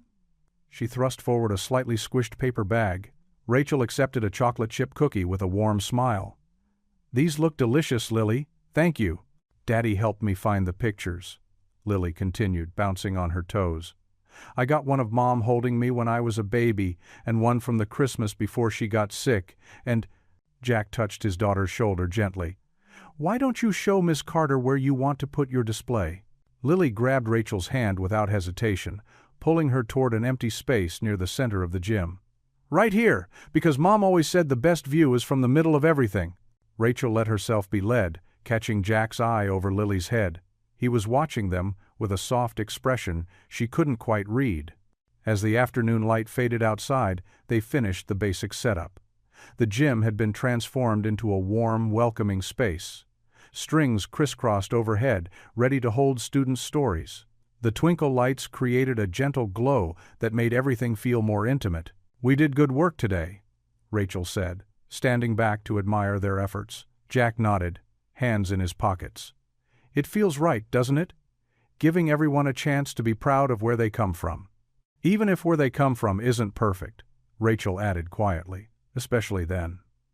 Jack's voice was gentle. "Sometimes the broken pieces make the strongest foundations." They stood together in comfortable silence, watching the twinkle lights reflect off the polished floor. Rachel felt something shift in the air between them, not tension, but a kind of understanding. Here was someone else who knew what it meant to rebuild from scattered pieces. Lily's voice broke the moment. "Can we get pizza? All this helping made me hungry." Rachel laughed, the sound echoing in the large space. I should head home anyway. Big day tomorrow, getting all the displays up. Thanks for staying late, Jack said, smiling. This project, it means a lot. Under the gentle glow of the twinkle lights, Rachel felt her own smile grow wider. Maybe this was what healing looked like. String lights and family stories, cookies and helping hands, and the slow discovery that broken didn't mean unfixable. The gym felt different now, transformed not just by decorations but by possibility. Tomorrow it would fill with stories of all kinds of families, proving that love didn't follow just one pattern. For now, though, it held just this moment. 3 people standing in a circle of light, sharing something that felt remarkably like hope. The late afternoon sun cast long shadows through the gymnasium windows as Jack and Rachel hung the last of the decorative banners. They had spent hours transforming the space for the upcoming Family Stories project, with colorful world maps and empty picture frames waiting to be filled with student photographs. I think that's the last one, Jack said, climbing down from the ladder. He wiped his forehead with his sleeve, leaving a slight smudge from the dusty banner. Rachel stepped back to admire their work, her heels clicking on the polished floor. It looks perfect. I can't believe how much we got done today. Her usually pristine blazer was slightly wrinkled, and wisps of hair had escaped her neat bun. Jack glanced at his watch and noticed it was already past 6. Listen, he said, rubbing the back of his neck. Lily's probably hungry and I was thinking. He hesitated, then pushed forward. Would you like to join us for dinner? Nothing fancy, just spaghetti and meatballs. Rachel's face softened. I'd love to, but are you sure? With all the gossip? Let them talk, Jack said with a quiet firmness. We know the truth. When they arrived at Jack's modest 2-story house, Lily burst through the front door, her backpack still on from the after-school program. Rachel! She squealed, throwing her arms around Rachel's waist. Are you eating with us? If that's okay with you, Rachel said, smoothing Lily's wild curls. Yes? Can we have garlic bread? Please, Daddy? Lily bounced on her toes, her eyes bright with excitement. Jack couldn't help but smile. Already in the freezer, kiddo. The kitchen came alive with movement and chatter as they worked together. Jack boiled the pasta while Rachel helped Lily set the table. The little girl insisted on using the fancy plates, the ones with tiny blue flowers around the edges that usually stayed in the cabinet. These were my mom's favorites, Lily announced, carefully placing each plate. She said they made everything taste better. Rachel caught Jack's eye across the kitchen, seeing the flash of sadness there. But before the moment could grow heavy, Lily continued, I think she'd like you using them, Rachel. You make everything better too. The simple dinner felt special somehow. Lily dominated the conversation, telling Rachel about her day at school, her art project, and her pet fish named Bubble. Rachel listened intently, asking questions and laughing at all the right moments. After the plates were cleared and the kitchen cleaned, Lily tugged on Rachel's hand. Please stay for games. We have Candyland and Sorry and Monopoly Junior. Well, Rachel glanced at Jack, who nodded encouragingly. One game wouldn't hurt, he said. Unless you have other plans? Rachel's smile was answer enough. Candyland it is. They settled in the living room, where family photos lined the walls and a worn but comfortable couch dominated the space. Lily insisted on being the banker, her small hands carefully dealing out the colored cards.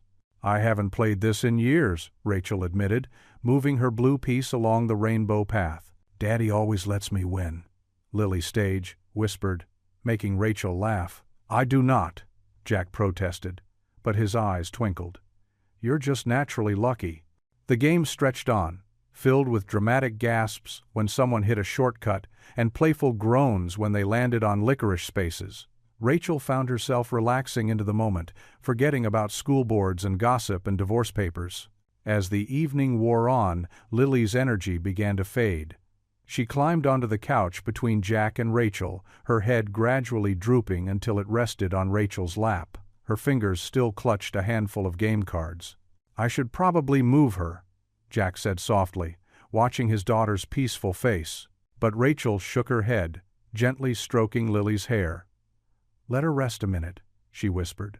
The weight of the sleeping child felt precious and familiar, like something she'd been missing without knowing it. Jack watched them both, his heart doing something strange in his chest. The scene before him, Rachel tenderly caring for Lily, the game scattered on the coffee table, the warm glow of the table lamp. It all felt right, natural, like the pieces of a puzzle finally clicking into place. For the first time since losing his wife, the house felt truly full again. Not just with people, but with the kind of warmth that made a house a home. He saw in Rachel's face the same contentment he felt, and for a moment, they just sat there in comfortable silence, sharing this unexpected gift of peace. The quiet was broken only by Lily's soft breathing and the distant tick of the kitchen clock, marking time in this perfect, ordinary moment that somehow felt extraordinary. The school gymnasium buzzed with excitement as families streamed through the decorated doors. Colorful banners hung from the ceiling, each one representing a different culture present in their small community. The walls were lined with student artwork and family photographs, creating a vibrant mosaic of faces and stories. Jack adjusted his tie, a rare sight for the usually casual janitor. He had traded his work uniform for a simple blue dress shirt and dark slacks. From his position near the back of the gym, he could see everything. The refreshment tables laden with international dishes, the rows of chairs facing the stage, and most importantly, Rachel Carter standing at the podium. She wore a deep purple dress that made her look both professional and approachable. Her hands moved gracefully as she spoke, welcoming everyone to the Unity Project showcase. Tonight, her voice carried clear and strong through the speakers, we celebrate what makes us different and what brings us together. Lily tugged at Jack's hand, bouncing on her toes in her favorite polka dot dress. Daddy, look, Miss Carter is so pretty. She pointed excitedly at the stage. Shh, sweetheart, Jack whispered. But he couldn't help smiling. Rachel did look beautiful, especially when she was in her element like this. The first performance began. A group of third graders singing It's a Small World in multiple languages. Parents raised their phones to record, and proud smiles lit up faces throughout the crowd. Jack watched as Rachel stood to the side of the stage, mouthing along with the words and beaming at her students. Next came the family stories. One by one, students and their parents took the stage. A girl in a bright sari described her grandmother's journey from India. A boy showed pictures of his two moms and talked about what family meant to him. An elderly man spoke about coming to America with nothing but hope in his pockets. Between presentations, Rachel kept the energy flowing. She asked thoughtful questions, shared gentle jokes, and made everyone feel valued. Jack found himself watching her more than the performances, amazed at how she transformed from the broken woman he'd found on the roadside into this confident leader. And now, Rachel announced, we have a special performance from our 4th grade class, led by Ms. Thompson. Lily squeezed Jack's hand harder. That's my class, she whispered excitedly. 20 children filed onto the stage, wearing t-shirts they had painted themselves. Each shirt displayed a word in different languages. Love, family, friend, peace. They began a simple dance routine they had practiced for weeks, moving in circles and forming shapes that represented unity. Jack's heart swelled as he watched Lily twirl and smile. She looked so happy, so at home among her classmates. When the dance ended, Rachel led the applause, her face glowing with pride. As the evening progressed, families mingled and shared food from the international buffet. Jack helped serve punch and kept an eye on the trash bins, unable to completely shed his janitorial duties even on this special night. But every so often, his eyes would meet Rachel's across the room, and they would share a knowing smile. The final presentation was Rachel's. She took the stage one last time, but instead of her usual professional demeanor, she showed a more personal side. When I came to this school, she began, her voice softer now, I was broken in many ways. I thought I had to be perfect, had to hide my struggles. She paused, and Jack could see her hands trembling slightly. But this community taught me that our imperfections, our challenges, our differences, they're what make us beautiful. They're what make us human. Parents nodded in agreement. A few wiped tears from their eyes. Jack felt his own throat tighten with emotion. Look around you, Rachel continued, gesturing to the decorated gym. Every picture, every story, every person here is a thread in the tapestry of our community, and together, we're creating something extraordinary. As the formal program ended, families began to drift outside where paper lanterns had been strung between trees. The warm glow created a magical atmosphere in the early evening air. Children chased each other across the grass while parents chatted in small groups. Jack found himself helping Rachel carry some supplies back to her office. They walked slowly, neither seeming eager to end the night. "You were amazing in there," Jack said, shifting the box of decorations in his arms. Rachel laughed, a genuine sound that made her eyes crinkle at the corners. "I was terrified. Did it show?" "Not at all. You had everyone captivated." They set the boxes down outside her office and walked back toward the lantern-lit courtyard. The music from inside the gym drifted out softly, mixing with the sound of crickets and children's laughter. "I couldn't have done any of this without you, Jack," Rachel said, stopping under a string of lanterns. The golden light softened her features, making her look younger, more vulnerable. Jack shook his head. "You did all the hard work. I just hung some banners and served punch." "No," she insisted, turning to face him. "You did so much more. You." She paused, searching for words. "You showed me kindness when I least deserved it. You helped me believe in myself again." A burst of laughter from nearby made them both jump slightly. They had drifted closer without realizing it, their faces just inches apart in the warm lantern light. For a moment, time seemed to stop. Jack could see flecks of gold in Rachel's eyes, could feel the slight tremor in her breath. They swayed toward each other, caught in the magic of the moment. Jack's heart thundered in his chest. Rachel's eyes fluttered closed. But then, a child's voice called out, "Miss Carter," and they quickly stepped apart, the moment broken but not forgotten. They shared a nervous laugh, both a little breathless, both wondering what might have been. The morning sun cast long shadows across the empty school hallways as Jack made his early rounds. His muscles ached pleasantly from moving tables and chairs the night before, but his heart felt lighter than it had in years. The Unity Project's success still warmed him, like the memory of Rachel's smile under the lantern light. He pushed his cleaning cart past the main office, pausing when he noticed Martha, the elderly secretary, already at her desk sorting mail. She normally didn't arrive for another hour. "Morning, Martha," Jack called out cheerfully. Martha's head snapped up, her usually friendly face pinched with worry. "Oh, Jack!" "Good morning." She quickly shuffled some papers into a folder, but not before Jack caught a glimpse of official school board letterhead. Something in her expression made his stomach tighten. "Everything okay?" "Just some early correspondence for the board," Martha said, not meeting his eyes. "They're having an emergency meeting this morning." Jack's grip tightened on his mop handle. Emergency meetings were never good news. He continued down the hall, but the knot in his gut wouldn't ease. By 8 o'clock, more staff began arriving. Jack noticed them gathering in small clusters, conversations dropping to whispers when he passed. He caught fragments, "letter to the board," and "completely inappropriate." The words made his skin prickle. Rachel's silver car pulled into her usual parking spot at 8:15. Jack watched through the window as she stepped out, looking fresh and confident in a green blazer. She had no idea what was waiting. "Mr. Reynolds?" Jack turned to find Tommy, one of the younger teachers, shifting nervously from foot to foot. "What's up, Tommy?" "I thought you should know. There's a letter going around. Someone sent it to all the board members this morning." Tommy glanced over his shoulder before continuing in a low voice. "It's about you and Principal Carter, making accusations about an inappropriate relationship, saying she should be removed." The mop slipped from Jack's numb fingers, clattering against the floor tiles. "Who wrote it?" "It's anonymous, but it mentions specific dates, times you were seen together. Even talks about her being at your house." Tommy's face was sympathetic. "I'm sorry, Jack. I know you're a good guy. This isn't right." Jack's mind raced through all the quiet moments he and Rachel had shared.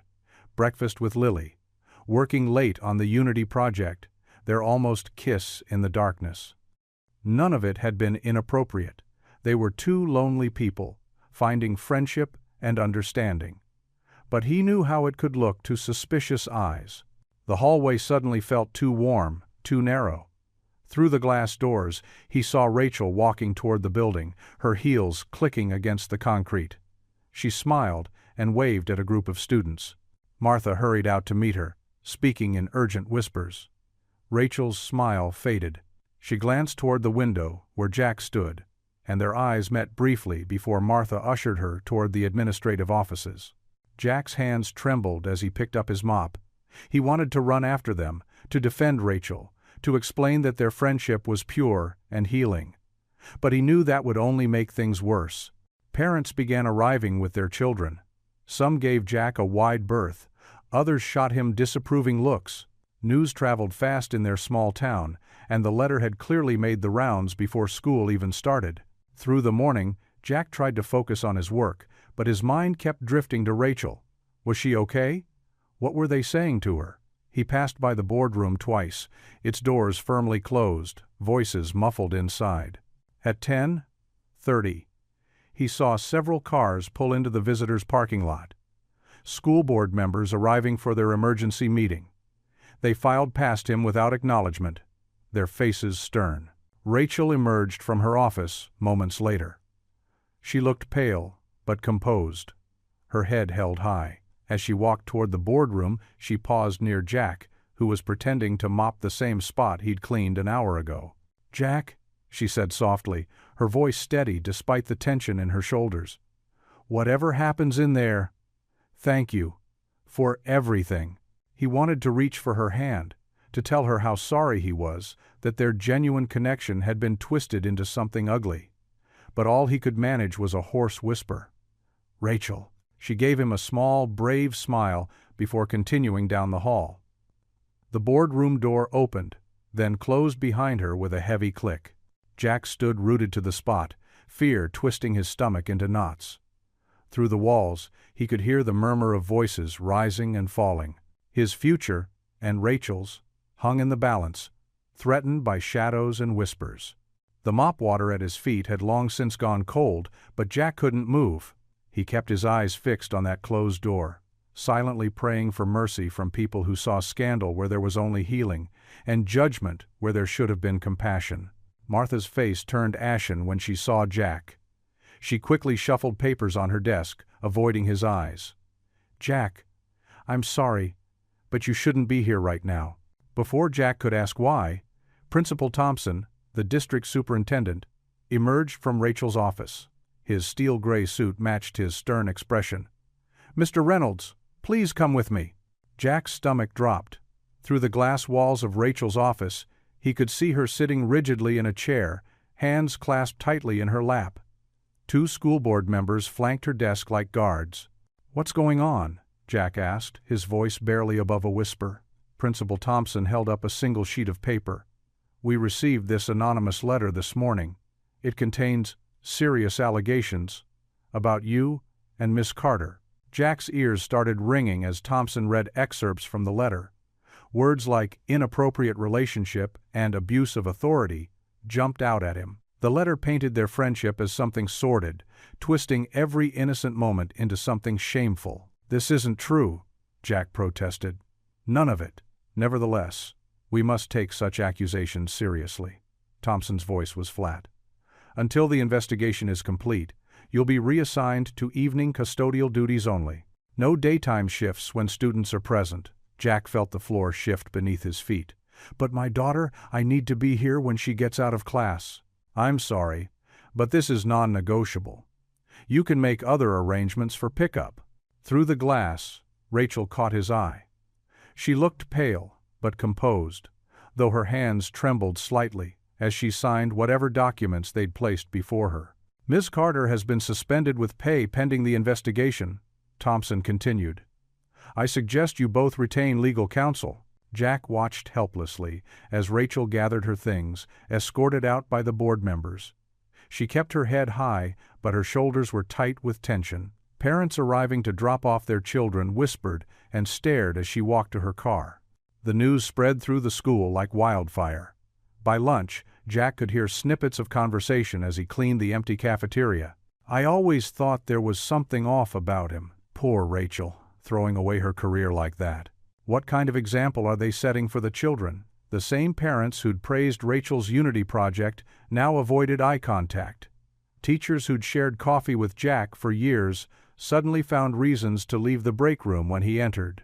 That afternoon, Jack had to ask his elderly neighbor Mrs. Chen to pick up Lily. He couldn't bear to explain to his daughter why he wouldn't be there to greet her after school anymore. At home, his phone buzzed with text messages from Rachel. "They're putting everything on hold. My lawyer says not to contact you. I'm so sorry, Jack." He wanted to respond, to tell her they'd fight this together, but he knew she was right. Any communication now would only make things worse. Lily came home confused and upset. "Why wasn't you there today, Daddy? And where's Miss Rachel? She promised to help with my art project." Jack's heart cracked. "Sometimes grown-ups have to change their plans, sweetheart. Miss Rachel. She had to go away for a little while." "But why? Doesn't she like us anymore?" "Of course she does, baby. It's just complicated right now." Across town in her apartment, Rachel sat surrounded by half-unpacked moving boxes. She'd been so excited to make this town her home, to build a life here. Now everything was falling apart. Her phone showed missed calls from her lawyer, the school board, and her ex-husband, who'd somehow already heard the news and couldn't resist gloating. But the message that broke her was from Martha. "The board wants your office cleared out by Friday." Rachel's hands shook as she opened a drawer, finding the crayon drawing Lily had given her just last week. 3 stick figures stood holding hands, one tall with brown hair, one medium with yellow hair, and one small with pigtails. "My family," was written across the top in wobbly letters. The tears she'd been holding back all day finally spilled over. Rachel clutched the drawing to her chest and sobbed, mourning not just her career, but the family she'd started to believe could be hers. The sun set outside her window, casting long shadows across the empty rooms. In the growing darkness, Rachel wept for the trust that had been broken, the bonds that had been severed, and the love that had barely had a chance to bloom before being crushed under the weight of small-town judgment. Jack sat at his kitchen table late that evening, staring at a blank resignation letter. The dim light from the overhead fixture cast shadows across the wrinkled paper. His hand trembled as he picked up the pen for the 4th time, trying to find the right words to end his 15 years of service at Franklin High School. The house felt heavy with silence. Even the usual creaks of the old floorboards seemed muted, as if the building itself understood the gravity of the moment. Jack rubbed his tired eyes, the events of the past few days weighing on him like concrete blocks on his shoulders. "Just write it," he muttered to himself, pressing the pen to paper. "Dear Principal Thompson." A small sniffle from the doorway made him freeze.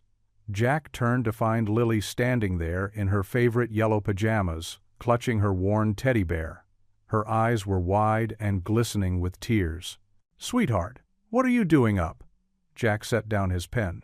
"It's way past your bedtime." Lily's lower lip trembled. "Are you quitting, Daddy?" The question hit him like a punch to the gut. He hadn't heard her come downstairs, hadn't meant for her to know about any of this. "Come here, Princess." He opened his arms, and she ran into them, climbing onto his lap like she used to when she was smaller. "You can't quit," she said into his shirt, her voice muffled but determined. "You love the school. And Rachel needs us." Jack's throat tightened. "Sometimes, honey, grown-ups have to make hard choices to protect the people they care about." Lily pulled back, her face scrunched up in that stubborn expression that reminded him so much of her mother. "But you always tell me we don't run away when things get hard. You said that's what brave people do. They stay and fix things." Her words struck deep, echoing his own lessons back at him. Jack looked at the blank paper on the table, then back at his daughter's tear-streaked face. "It's complicated, Lily Bug. Some people think Ms. Carter and I did something wrong." "But you didn't," Lily protested, her voice rising. "You helped her when she was sad, like you help me when I'm sad. And she helps us too. She makes you smile again, Daddy, like before." Jack knew what she meant, before they lost her mother. His chest ached at the realization that his 7-year-old had noticed more than he'd given her credit for. "Wait here," Lily suddenly announced, scrambling off his lap. She ran from the kitchen, her bare feet pattering on the hardwood floors. A moment later, she returned, clutching a piece of paper that Jack recognized from her art drawer. She smoothed it out on the table next to his blank resignation letter. It was the crayon drawing she'd made weeks ago, 3 figures holding hands under a bright yellow sun. Jack in his blue work uniform, Lily in her favorite dress, and Rachel in her teaching clothes. They were all smiling, surrounded by hearts and flowers. "See?" Lily pointed to the drawing. "This is us. We're happy." Her small finger traced each figure. "You can't let them take her away, Daddy. She belongs with us." Jack stared at the simple drawing, seeing it through new eyes. The careful way Lily had drawn them all the same size, holding hands in a perfect line. The rainbow arching over their heads, the house in the background with all 3 of their names written above the door in wobbly letters. "Miss Rachel makes the best pancakes," Lily continued, her voice getting quieter. "And she knows all the voices when she reads my stories, and she hugs me like Mommy used to." Tears pricked at Jack's eyes. He pulled Lily close again, breathing in the familiar scent of her strawberry shampoo. "When did you get so wise, little one?" "Don't let them take her away," Lily whispered again, gripping his shirt tightly. "Please, Daddy, we can fix it. You always say there's nothing we can't fix if we try hard enough." Jack looked at his blank resignation letter, then at his daughter's artwork. The contrast couldn't have been starker. One represented giving up, the other showed hope through a child's eyes. Pure, uncompromising hope that saw past all the adult complications to what really mattered. He thought about Rachel, how she'd brought light back into their lives without even trying, how she'd stayed strong despite the rumors and whispers, how she'd put the children first with her Unity project. She hadn't run when things got hard, she'd tried to make things better. Lily yawned against his chest, but her small hand still clutched his shirt. "Promise you won't quit, Daddy? Promise you'll help Miss Rachel?" Jack reached over and crumpled up the blank resignation letter, tossing it into the trash can. "I promise, sweetheart. You're right, we don't run away from hard things." "Can we show her my picture tomorrow?" Lily asked sleepily. "First thing tomorrow," Jack agreed, standing up with her in his arms. "But right now, someone needs to get back to bed." As he carried his drowsy daughter upstairs, Jack felt something shift inside him. The weight on his shoulders hadn't disappeared, but it had changed. Instead of feeling like a burden pushing him down, it now felt like a challenge pulling him forward. He tucked Lily into bed, smoothing her hair back from her forehead. She was already half asleep, but she grabbed his hand before he could leave. "Daddy?" "Yes, Princess?" "Miss Rachel makes you smile like Mommy did," she murmured. "Mommy would want us to smile again." Jack kissed her forehead, his heart full of love for this remarkable little girl who saw the world with such clarity. "Get some sleep, sweetheart. Tomorrow's going to be a better day." He switched off her bedside lamp, leaving only her star-shaped nightlight glowing softly. Back downstairs, he picked up Lily's drawing from the kitchen table. The crayon figures smiled up at him, their joined hands a testament to what could be if they were brave enough to fight for it. "Don't let them take her away," he repeated Lily's words quietly, running his finger over the drawing. The simple wisdom of a child had shown him the way forward. Now he just had to find the courage to take the first step. The evening sun cast long shadows across Rachel's apartment complex as Jack stood at her door, his knuckles hovering inches from the worn wood. Lily's crayon drawing was carefully folded in his pocket, its edges soft from being handled so many times. He took a deep breath and knocked. No answer. He knocked again, more firmly this time. "Rachel, it's Jack. Please. I need to talk to you." Through the door, he heard movement. The soft padding of feet across carpet, then silence. He pressed his palm against the cool surface of the door. "I know you're there," he said softly. "I'm not leaving until we talk." After what felt like an eternity, the lock clicked. The door opened just enough to reveal Rachel's face, and Jack's heart sank. Her eyes were red-rimmed, her usually neat hair pulled back in a messy ponytail. She wore an oversized sweater that made her look smaller, somehow, more vulnerable. "You shouldn't be here," she said, her voice hoarse. "Haven't we caused enough trouble? Can I come in? Please?" Rachel hesitated, then stepped back, opening the door wider. Her apartment, usually pristine, showed signs of her distress, Takeout containers on the coffee table, blankets bunched on the couch, unopened mail scattered across the kitchen counter. "I've been calling," Jack said, following her inside. "I know." Rachel crossed her arms, keeping distance between them. I can't face anyone right now. The things people are saying. That's exactly why I'm here." Jack pulled out Lily's drawing, carefully unfolding it. "Look at this." Rachel's eyes softened at the crayon figures, 3 stick people holding hands, surrounded by hearts. "Lily's getting better at drawing," she said, attempting a weak smile. "She cried today," Jack said quietly. "When she heard I was thinking of resigning. She begged me not to let them take you away." Rachel turned away, wiping her eyes quickly. "Jack, I appreciate what you're trying to do, but it's over. The school board hasn't made their final decision. There's a town meeting tomorrow night, where everyone can publicly shame us. No thank you." Rachel sank onto her couch, pulling her knees to her chest. Jack sat in the armchair across from her. "Remember what you told me about your Unity project? About teaching kids that everyone deserves acceptance and understanding?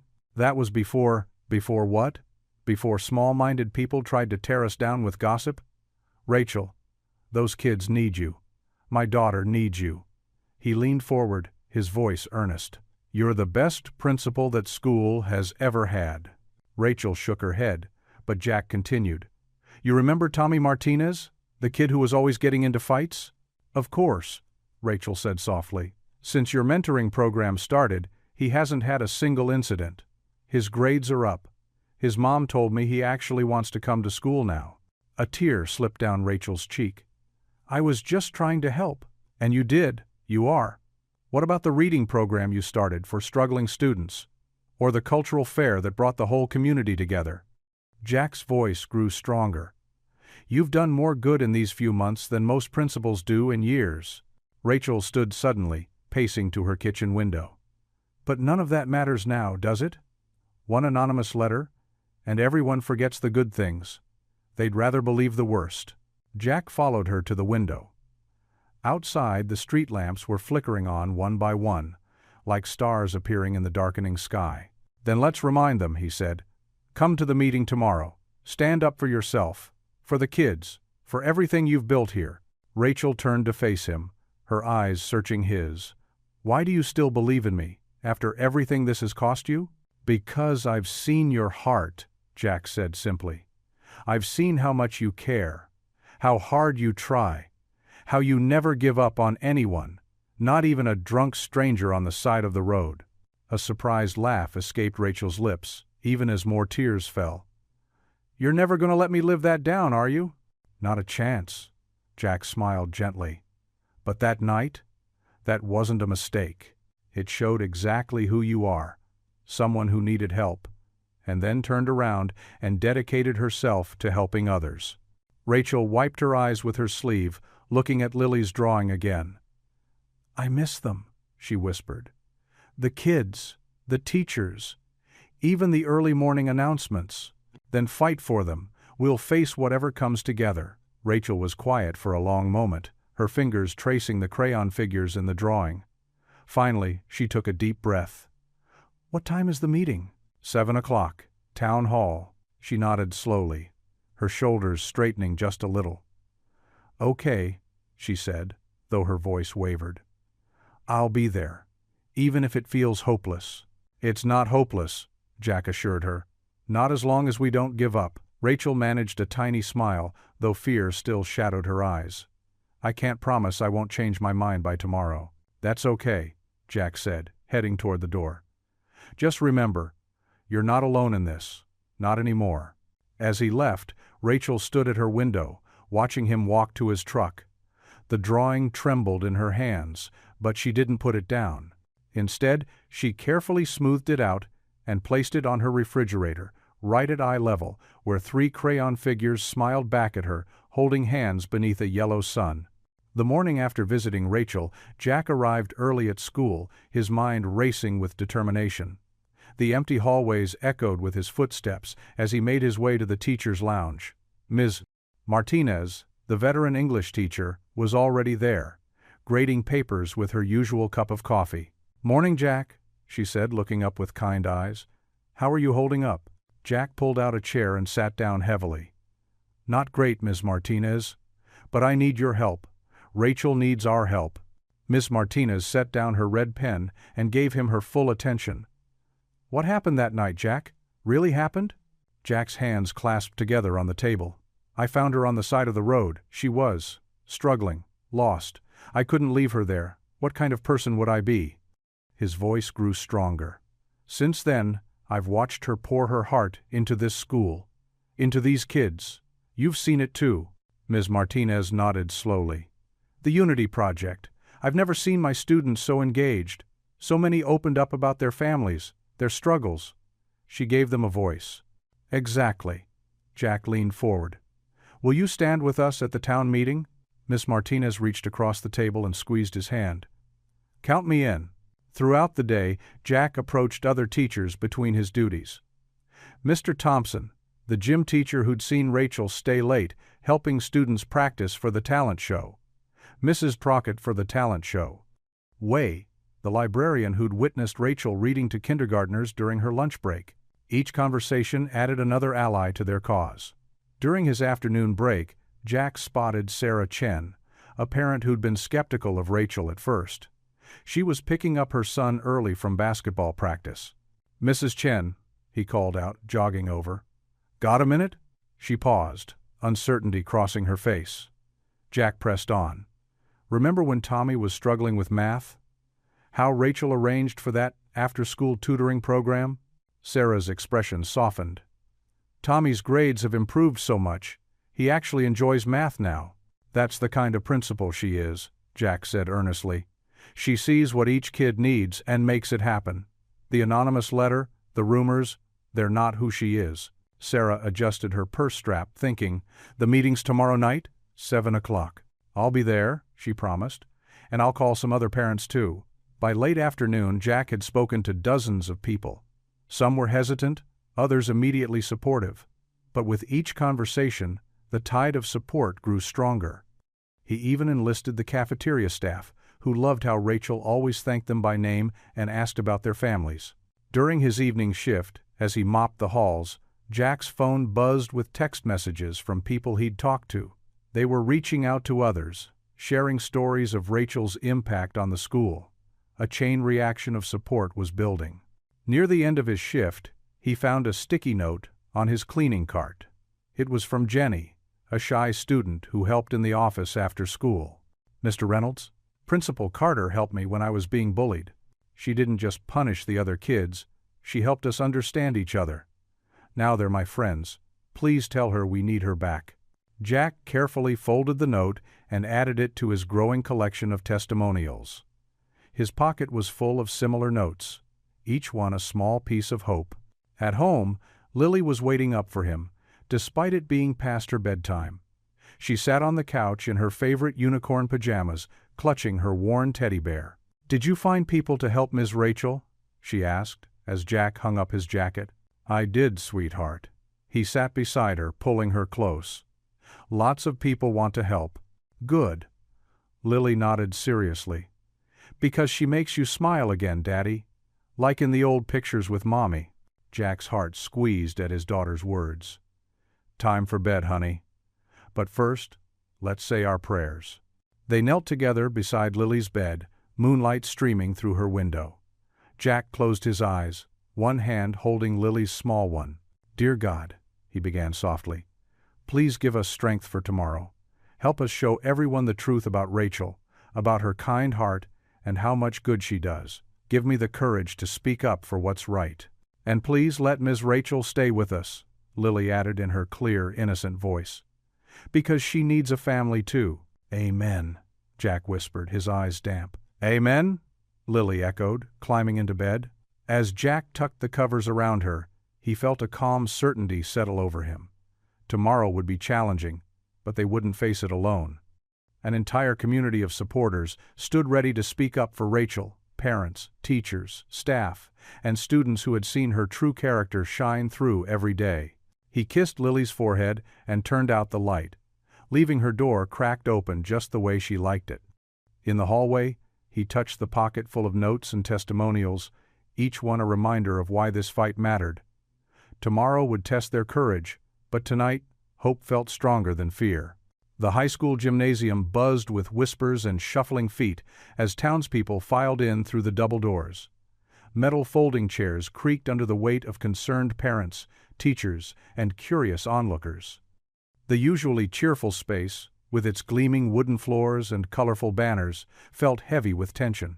Jack sat in the third row, his work uniform still on from his evening shift.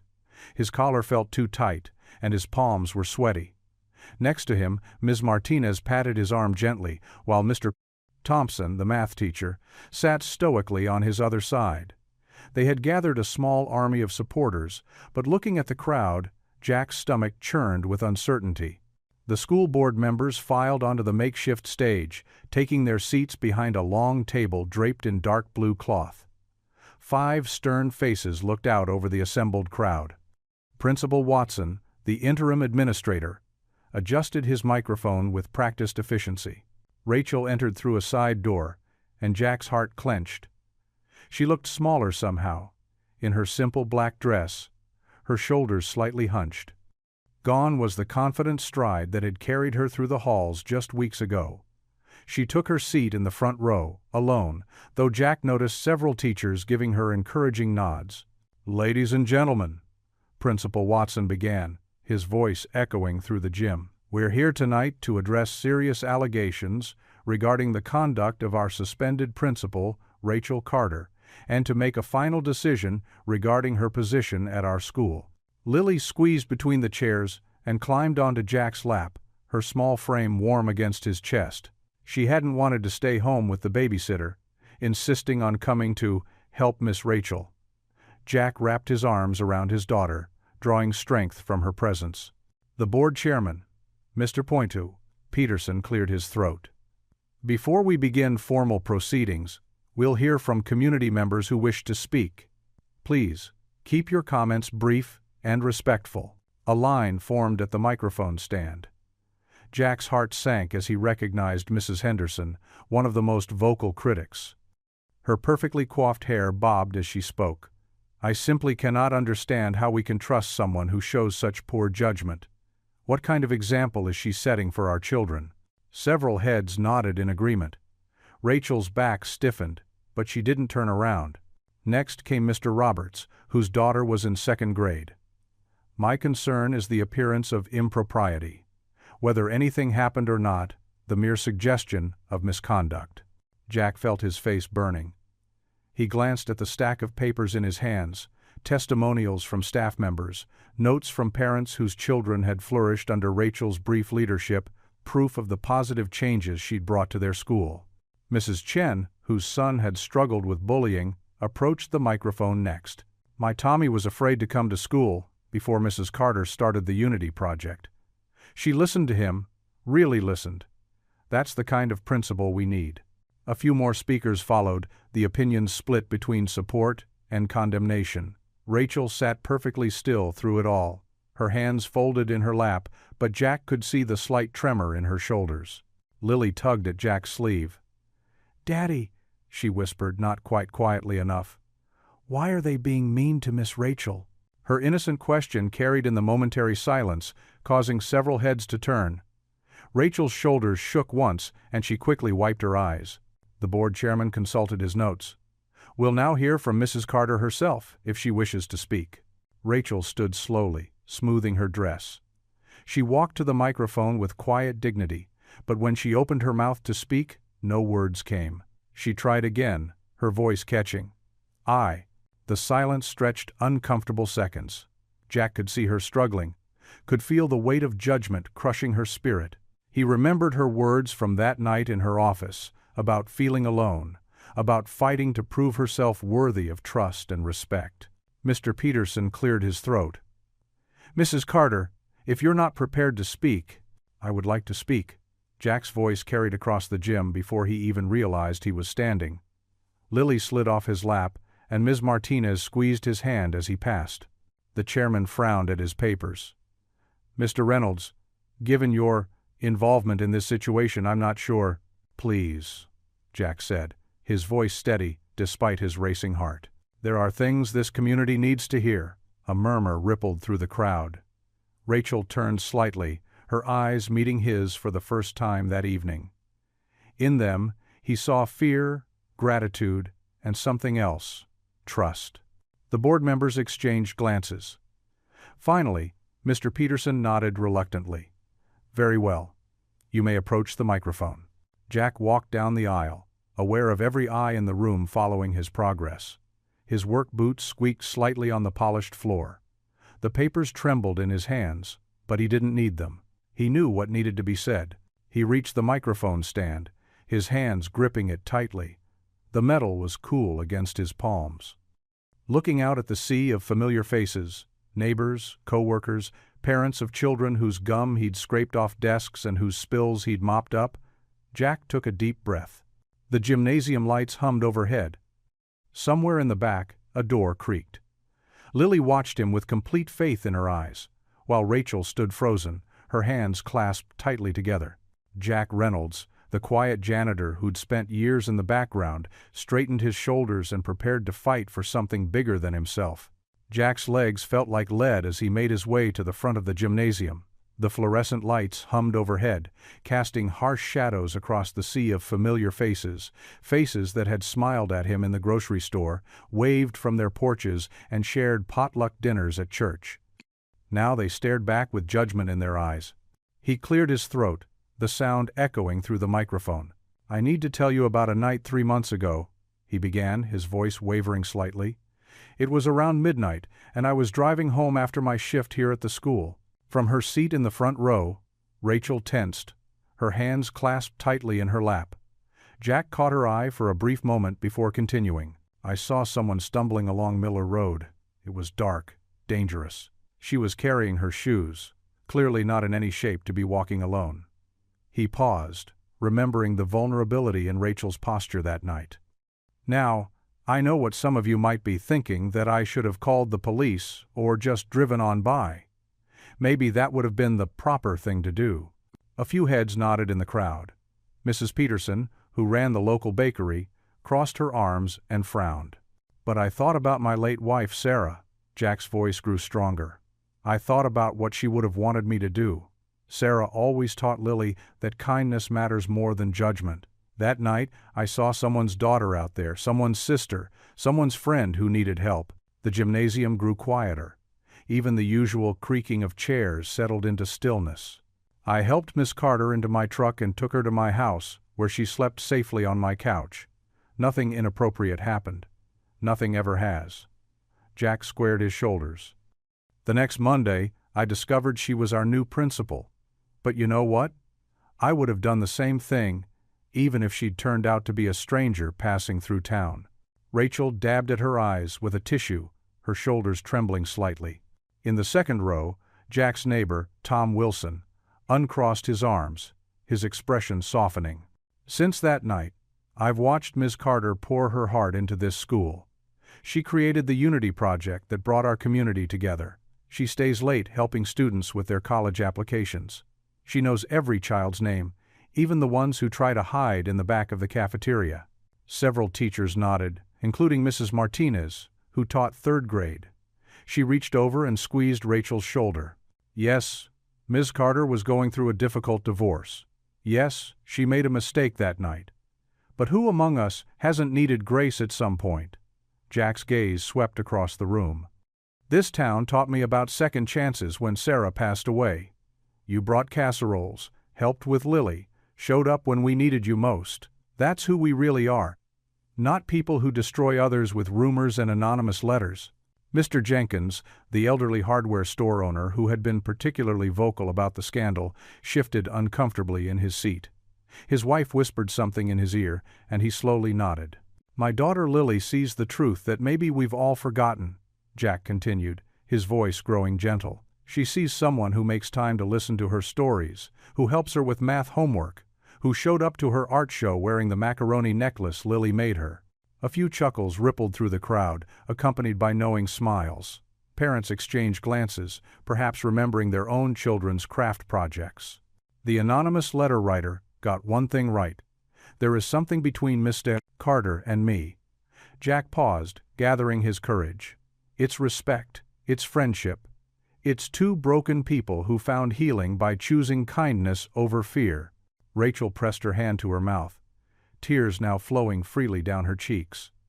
In the audience, several people reached for tissues. "I'm asking you tonight to remember who we are as a community. Remember the values we teach our children: compassion, forgiveness, the courage to help someone in need." Jack's voice carried clearly through the hushed gymnasium. "Miss Carter made one mistake, but she's shown us every day since then who she really is: a dedicated educator, a caring leader, and yes, someone who has become very special to my daughter and me." Mrs. Peterson, who had been frowning earlier, was now nodding slowly. The tension in the room began to dissolve, replaced by thoughtful expressions and softened faces. "Before you vote tonight, I ask you to search your hearts," Jack concluded. "Ask yourselves what message we want to send our children. Do we want them to learn that one mistake defines a person forever? Or do we want them to know that in this town we believe in second chances and the power of grace?" He stepped back from the microphone, his heart pounding. The silence in the gymnasium felt different now, not heavy with judgment, but weighted with reflection. Through his blurring vision, he saw Rachel, her face streaked with tears, mouthing a silent "thank you." Around the room, people began to lean toward each other, speaking in hushed, earnest tones. The hard lines of disapproval that had marked so many faces when the meeting began were softening into something that looked remarkably like understanding. Even those who had been most vocal in their criticism seemed moved by Jack's words. Mrs. Martinez stood up suddenly, her voice carrying across the gymnasium. I'd like to say something about Ms. Carter's work with our students." More voices joined in, sharing stories of Rachel's dedication and impact on the school. The murmur of empathy grew stronger, spreading through the crowd like a gentle wave. Rachel sat very still, overwhelmed by the sudden shift in the room's energy. Her eyes, still brimming with tears, met Jack's, and in that moment they both felt the power of truth and vulnerability to change hearts. The gymnasium fell silent as Jack finished recounting that fateful night. His honest words hung in the air, heavy with emotion. Rachel sat in the front row, hands clasped tightly in her lap, her eyes glistening with unshed tears. Mrs. Martinez, who taught third grade, suddenly stood up from her seat. Her colorful sweater seemed bright against the subdued crowd. "I have something to say," she announced, her voice carrying across the room. "When my son Miguel was struggling with reading, Principal Carter stayed after hours for 2 weeks straight to work with him. She didn't have to do that, but she did." A murmur rippled through the crowd. Then, Tommy Barnes, a lanky 8th grader with braces, pushed to his feet. "Principal Carter helped me when I was being bullied," he said, his voice cracking slightly. "She didn't just punish the kids who were mean to me. She made them understand why it was wrong. Now, one of them is my best friend." More voices joined in, like raindrops becoming a storm. Sarah Chen, the cafeteria manager, raised her hand high. "Remember the Unity Project? Principal Carter made sure every single family's story was heard, even if they couldn't attend in person. She visited homes, recorded stories, made everyone feel important. And she volunteers at the community center every weekend," added Mr. Peterson, the PE teacher. "I've seen her there, helping kids with homework. Never asks for recognition, just shows up and helps." Parents began standing too. Mrs. Thompson, whose twin girls were in 2nd grade, spoke next. "My daughters were terrified of school after we moved here," she said, dabbing at her eyes with a tissue. "Rachel, Principal Carter, she sat with them every morning for their first week, just talking and drawing pictures until they felt safe. What kind of principal does that?" The board members exchanged glances, shifting in their seats as more stories poured forth. Each testimony painted a picture of a woman who had quietly transformed their school, one small act of kindness at a time. "She helped us start the morning breakfast program," called out the school nurse. "Children who were coming to school hungry now have full stomachs and can focus on learning." Even little Lily, who had been sitting quietly beside Jack's empty chair, stood on her seat. Miss Rachel reads stories with all the funny voices," she declared proudly. "And she remembers everyone's name, even the kindergartners." The custodian who worked morning shifts, Dave, cleared his throat. "I've been here 20 years, he said gruffly. "Never seen kids so happy to come to school. Never seen teachers so excited to try new things. That's because of her." Rachel's shoulders trembled as she listened, overwhelmed by the outpouring of support. Jack watched as more people rose, each with a story to tell. "She started the parent-teacher coffee mornings, helped my son apply for college, organized the cultural fair, stayed late to help paint the library." The board chairman held up his hands for quiet, but the momentum couldn't be stopped. A group of fifth graders stood together, wearing their science club t-shirts. "Principal Carter got us the new microscopes," one called out. "She wrote the grant herself." Ms. Winters, the music teacher, stood with her violin in hand. "She found funding for our instrument program when the budget was cut. Now every child who wants to learn music can." The testimonies continued, painting a vivid picture of a leader who had woven herself into the fabric of their community. Parents spoke of her attendance at Little League games, teachers praised her open-door policy, and students shared stories of her encouragement and support. The board members huddled together, speaking in hushed tones. The chairman's stern expression had softened, and several board members were nodding. Finally, after what seemed like hours but was probably only minutes, the chairman approached the microphone. The room fell silent, tension thick in the air. He cleared his throat, adjusted his glasses, and looked directly at Rachel. "Ms. Carter," he began formally, then paused and smiled slightly. "Rachel, it seems we may have acted hastily. The evidence before us tonight speaks volumes about your character and your dedication to this school." He turned to address the crowd. "The board has heard the community's voice. We have witnessed overwhelming support for both Principal Carter and Mr. Reynolds. Their actions have demonstrated not impropriety, but rather the very values we wish to instill in our students: compassion, integrity, and dedication." The chairman straightened his tie. "By unanimous decision, the board votes to fully reinstate Rachel Carter as principal of our school, effective immediately. Additionally, Mr. Reynolds will return to his regular position with our sincere apologies." The gymnasium erupted in applause. The sound was deafening, echoing off the walls and high ceiling. Students cheered, teachers clapped, and parents wiped away tears. Someone started chanting, "Welcome back," and others quickly joined in. Rachel stood slowly, her professional composure cracking as she smiled through her tears. The applause grew louder, feet stamping on the bleachers, until the very air seemed to vibrate with joy and relief. Jack found himself grinning, his own eyes misty as he watched the community celebrate. Lily bounced up and down, clapping wildly. All around them, people were hugging, laughing, and wiping away tears. The chairman had to raise his voice to be heard over the continuing applause. "This meeting is adjourned," he announced, but hardly anyone noticed. The gymnasium had transformed from a place of judgment into one of celebration, the joy of reconciliation filling every corner. The morning sun painted golden streaks across Riverside Elementary's front steps as Rachel Carter stood at the entrance, her navy blazer crisp and her head held high. Her hands trembled slightly as she gripped her leather briefcase, but a warm smile lit up her face. Students crowded the walkway, their excited chatter filling the air. Many held handmade welcome back signs decorated with glitter and crayon drawings. Little Emma from second grade clutched a slightly wilted bouquet of backyard flowers, beaming up at her principal. "Welcome back, Ms. Carter," the children called out in a cheerful chorus. Rachel knelt down to Emma's level, accepting the flowers with genuine gratitude. "Thank you, sweetheart. These are beautiful." Mrs. Martinez emerged from the crowd, leading her entire third-grade class. They had practiced a special welcome song, and their young voices rang out clear and sweet in the morning air. Rachel pressed a hand to her heart, touched by their gesture. Inside the building, the halls were decorated with colorful banners and student artwork. "We missed you," proclaimed one poster, covered in tiny handprints. Another read, "Our school needs your light," in careful block letters. Teachers lined the hallway, offering warm handshakes and heartfelt hugs. Mr. Thompson, the stern math teacher who rarely smiled, had tears in his eyes as he welcomed her back. Even Mrs. Paston Green, who had initially been skeptical of Rachel's leadership, stepped forward with a warm embrace.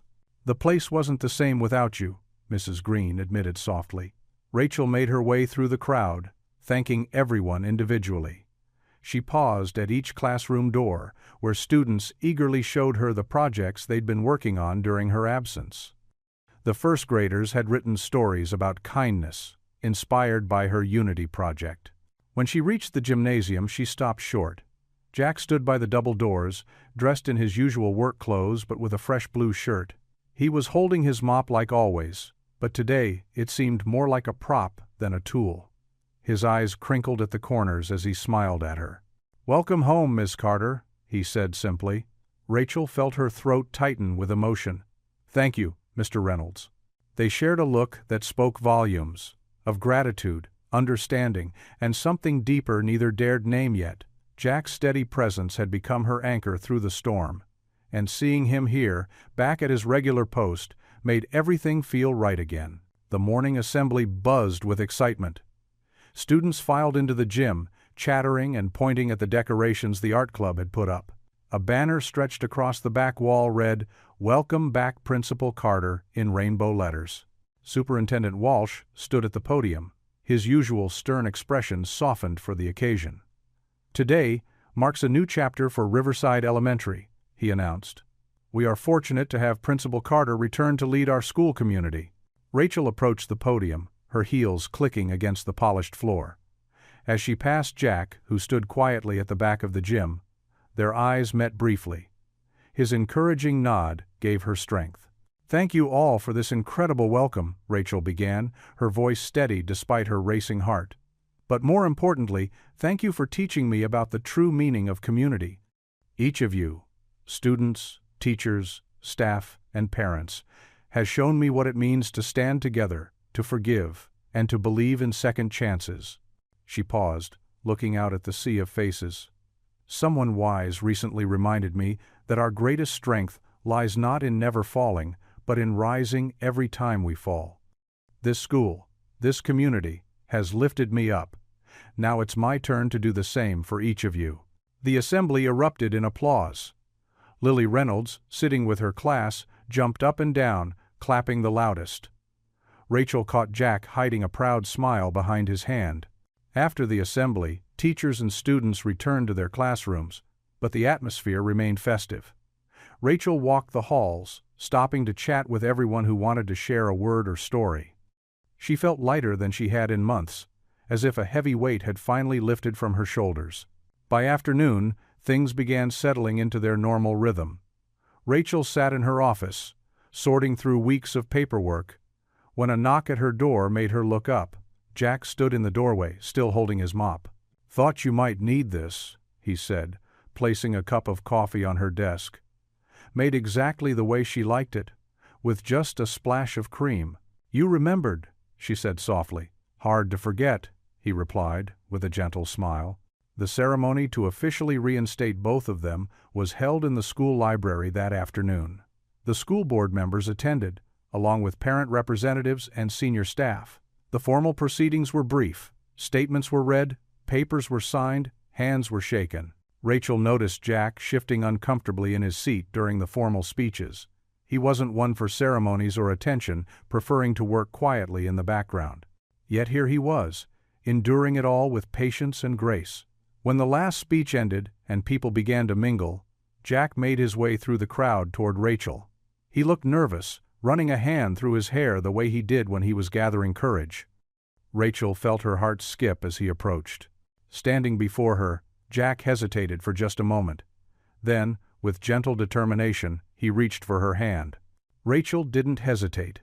She squeezed back, their fingers intertwining naturally, as if they'd done this 1,000 times before. The September sun warmed the school grounds as colorful banners fluttered in the gentle breeze. Children's laughter mixed with carnival music, creating a cheerful symphony that floated across the fairgrounds. Booths lined the walkways, offering everything from cotton candy to ring toss games, while the smell of popcorn and grilled hot dogs filled the air. Jack Reynolds walked between his two favorite people in the world, his weathered hands holding theirs. On his right, Rachel Carter's fingers were intertwined with his, her touch still sending that same flutter through his heart that he'd felt the first time she'd held his hand. On his left, Lily skipped along, her purple dress bouncing with each step, her other hand clutching a stuffed unicorn she'd won at the beanbag toss. "Daddy, can we get cotton candy?" Lily asked, her eyes wide with hope as they passed the candy stand where Mrs. Thompson was spinning pink clouds of sugar. Rachel laughed, the sound as warm as the afternoon sunshine.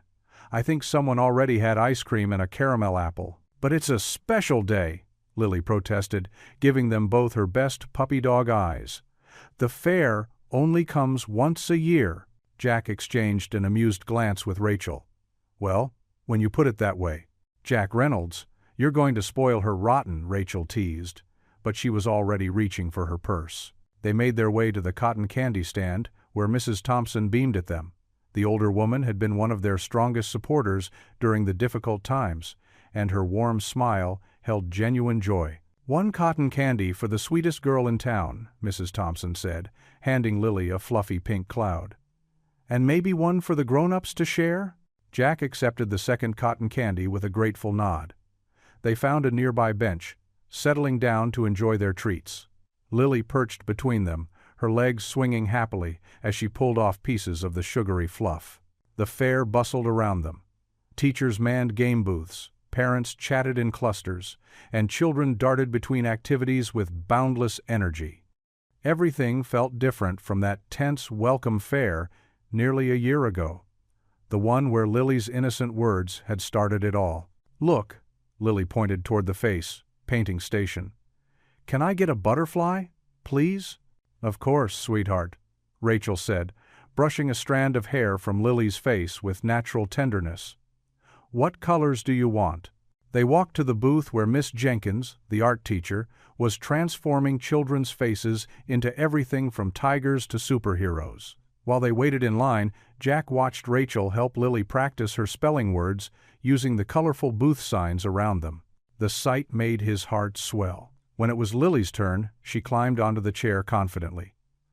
"Purple and blue butterfly, please," she requested, sitting perfectly still as Miss Jenkins began to paint. "You're such a good model," Rachel praised, holding Lily's hand while the delicate design took shape. Jack stood behind them, his chest tight with emotion. He remembered countless nights when he'd worried he wasn't enough for Lily, that she needed a mother's touch in her life. Now, watching Rachel with his daughter, he knew some prayers were answered in unexpected ways. Once the butterfly was complete, they continued their tour of the fair. Lily insisted on trying every game, determination set on her newly painted face. At the ring toss, Rachel demonstrated perfect form, making Lily giggle when she landed 3 rings in a row. At the balloon dart throw, Jack won them both small teddy bears, though his aim wasn't quite as impressive. They passed the school gym, where just months ago they'd stood before the town board, fighting for their future. Now, string lights crisscrossed overhead, creating a magical canopy that twinkled in the deepening dusk. The same community that had once whispered and judged now smiled warmly at them, stopping to chat or wave hello. "Can we get funnel cake?" Lily asked, pointing to yet another treat stand. "I thought cotton candy was the last sugar rush of the day," Jack reminded her gently. "But we can split it," Lily negotiated, looking between them hopefully. As a family, Rachel squeezed Jack's hand, and he knew they were both remembering all the moments that had led them here, from that dark night on the roadside to quiet dinners around his kitchen table, from painful accusations to powerful redemption. "All right," Jack conceded, unable to resist either of their pleading looks. "One funnel cake to share." They found a picnic table near the band stage where local musicians played soft country tunes. The funnel cake arrived hot and dusted with powdered sugar, 3 forks ready for sharing. Lily carefully cut the first piece, making sure it was perfect before offering it to Rachel.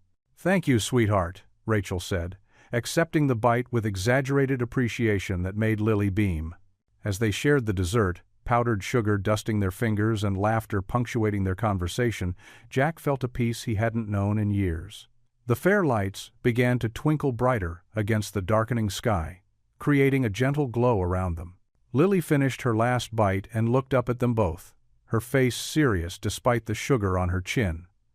She grabbed their hands, pulling them closer together until they were all connected.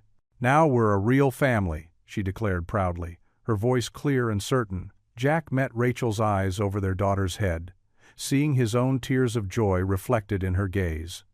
The fair lights danced around them like stars come down to earth, blessing this moment they'd fought so hard to reach. What would you do if you were in their place? Comment your answer below, and let's see how you'd rewrite the ending. If you enjoyed the story of Jack Reynolds, I handpicked the next story that you will enjoy. Please don't miss this one. Click here to watch it.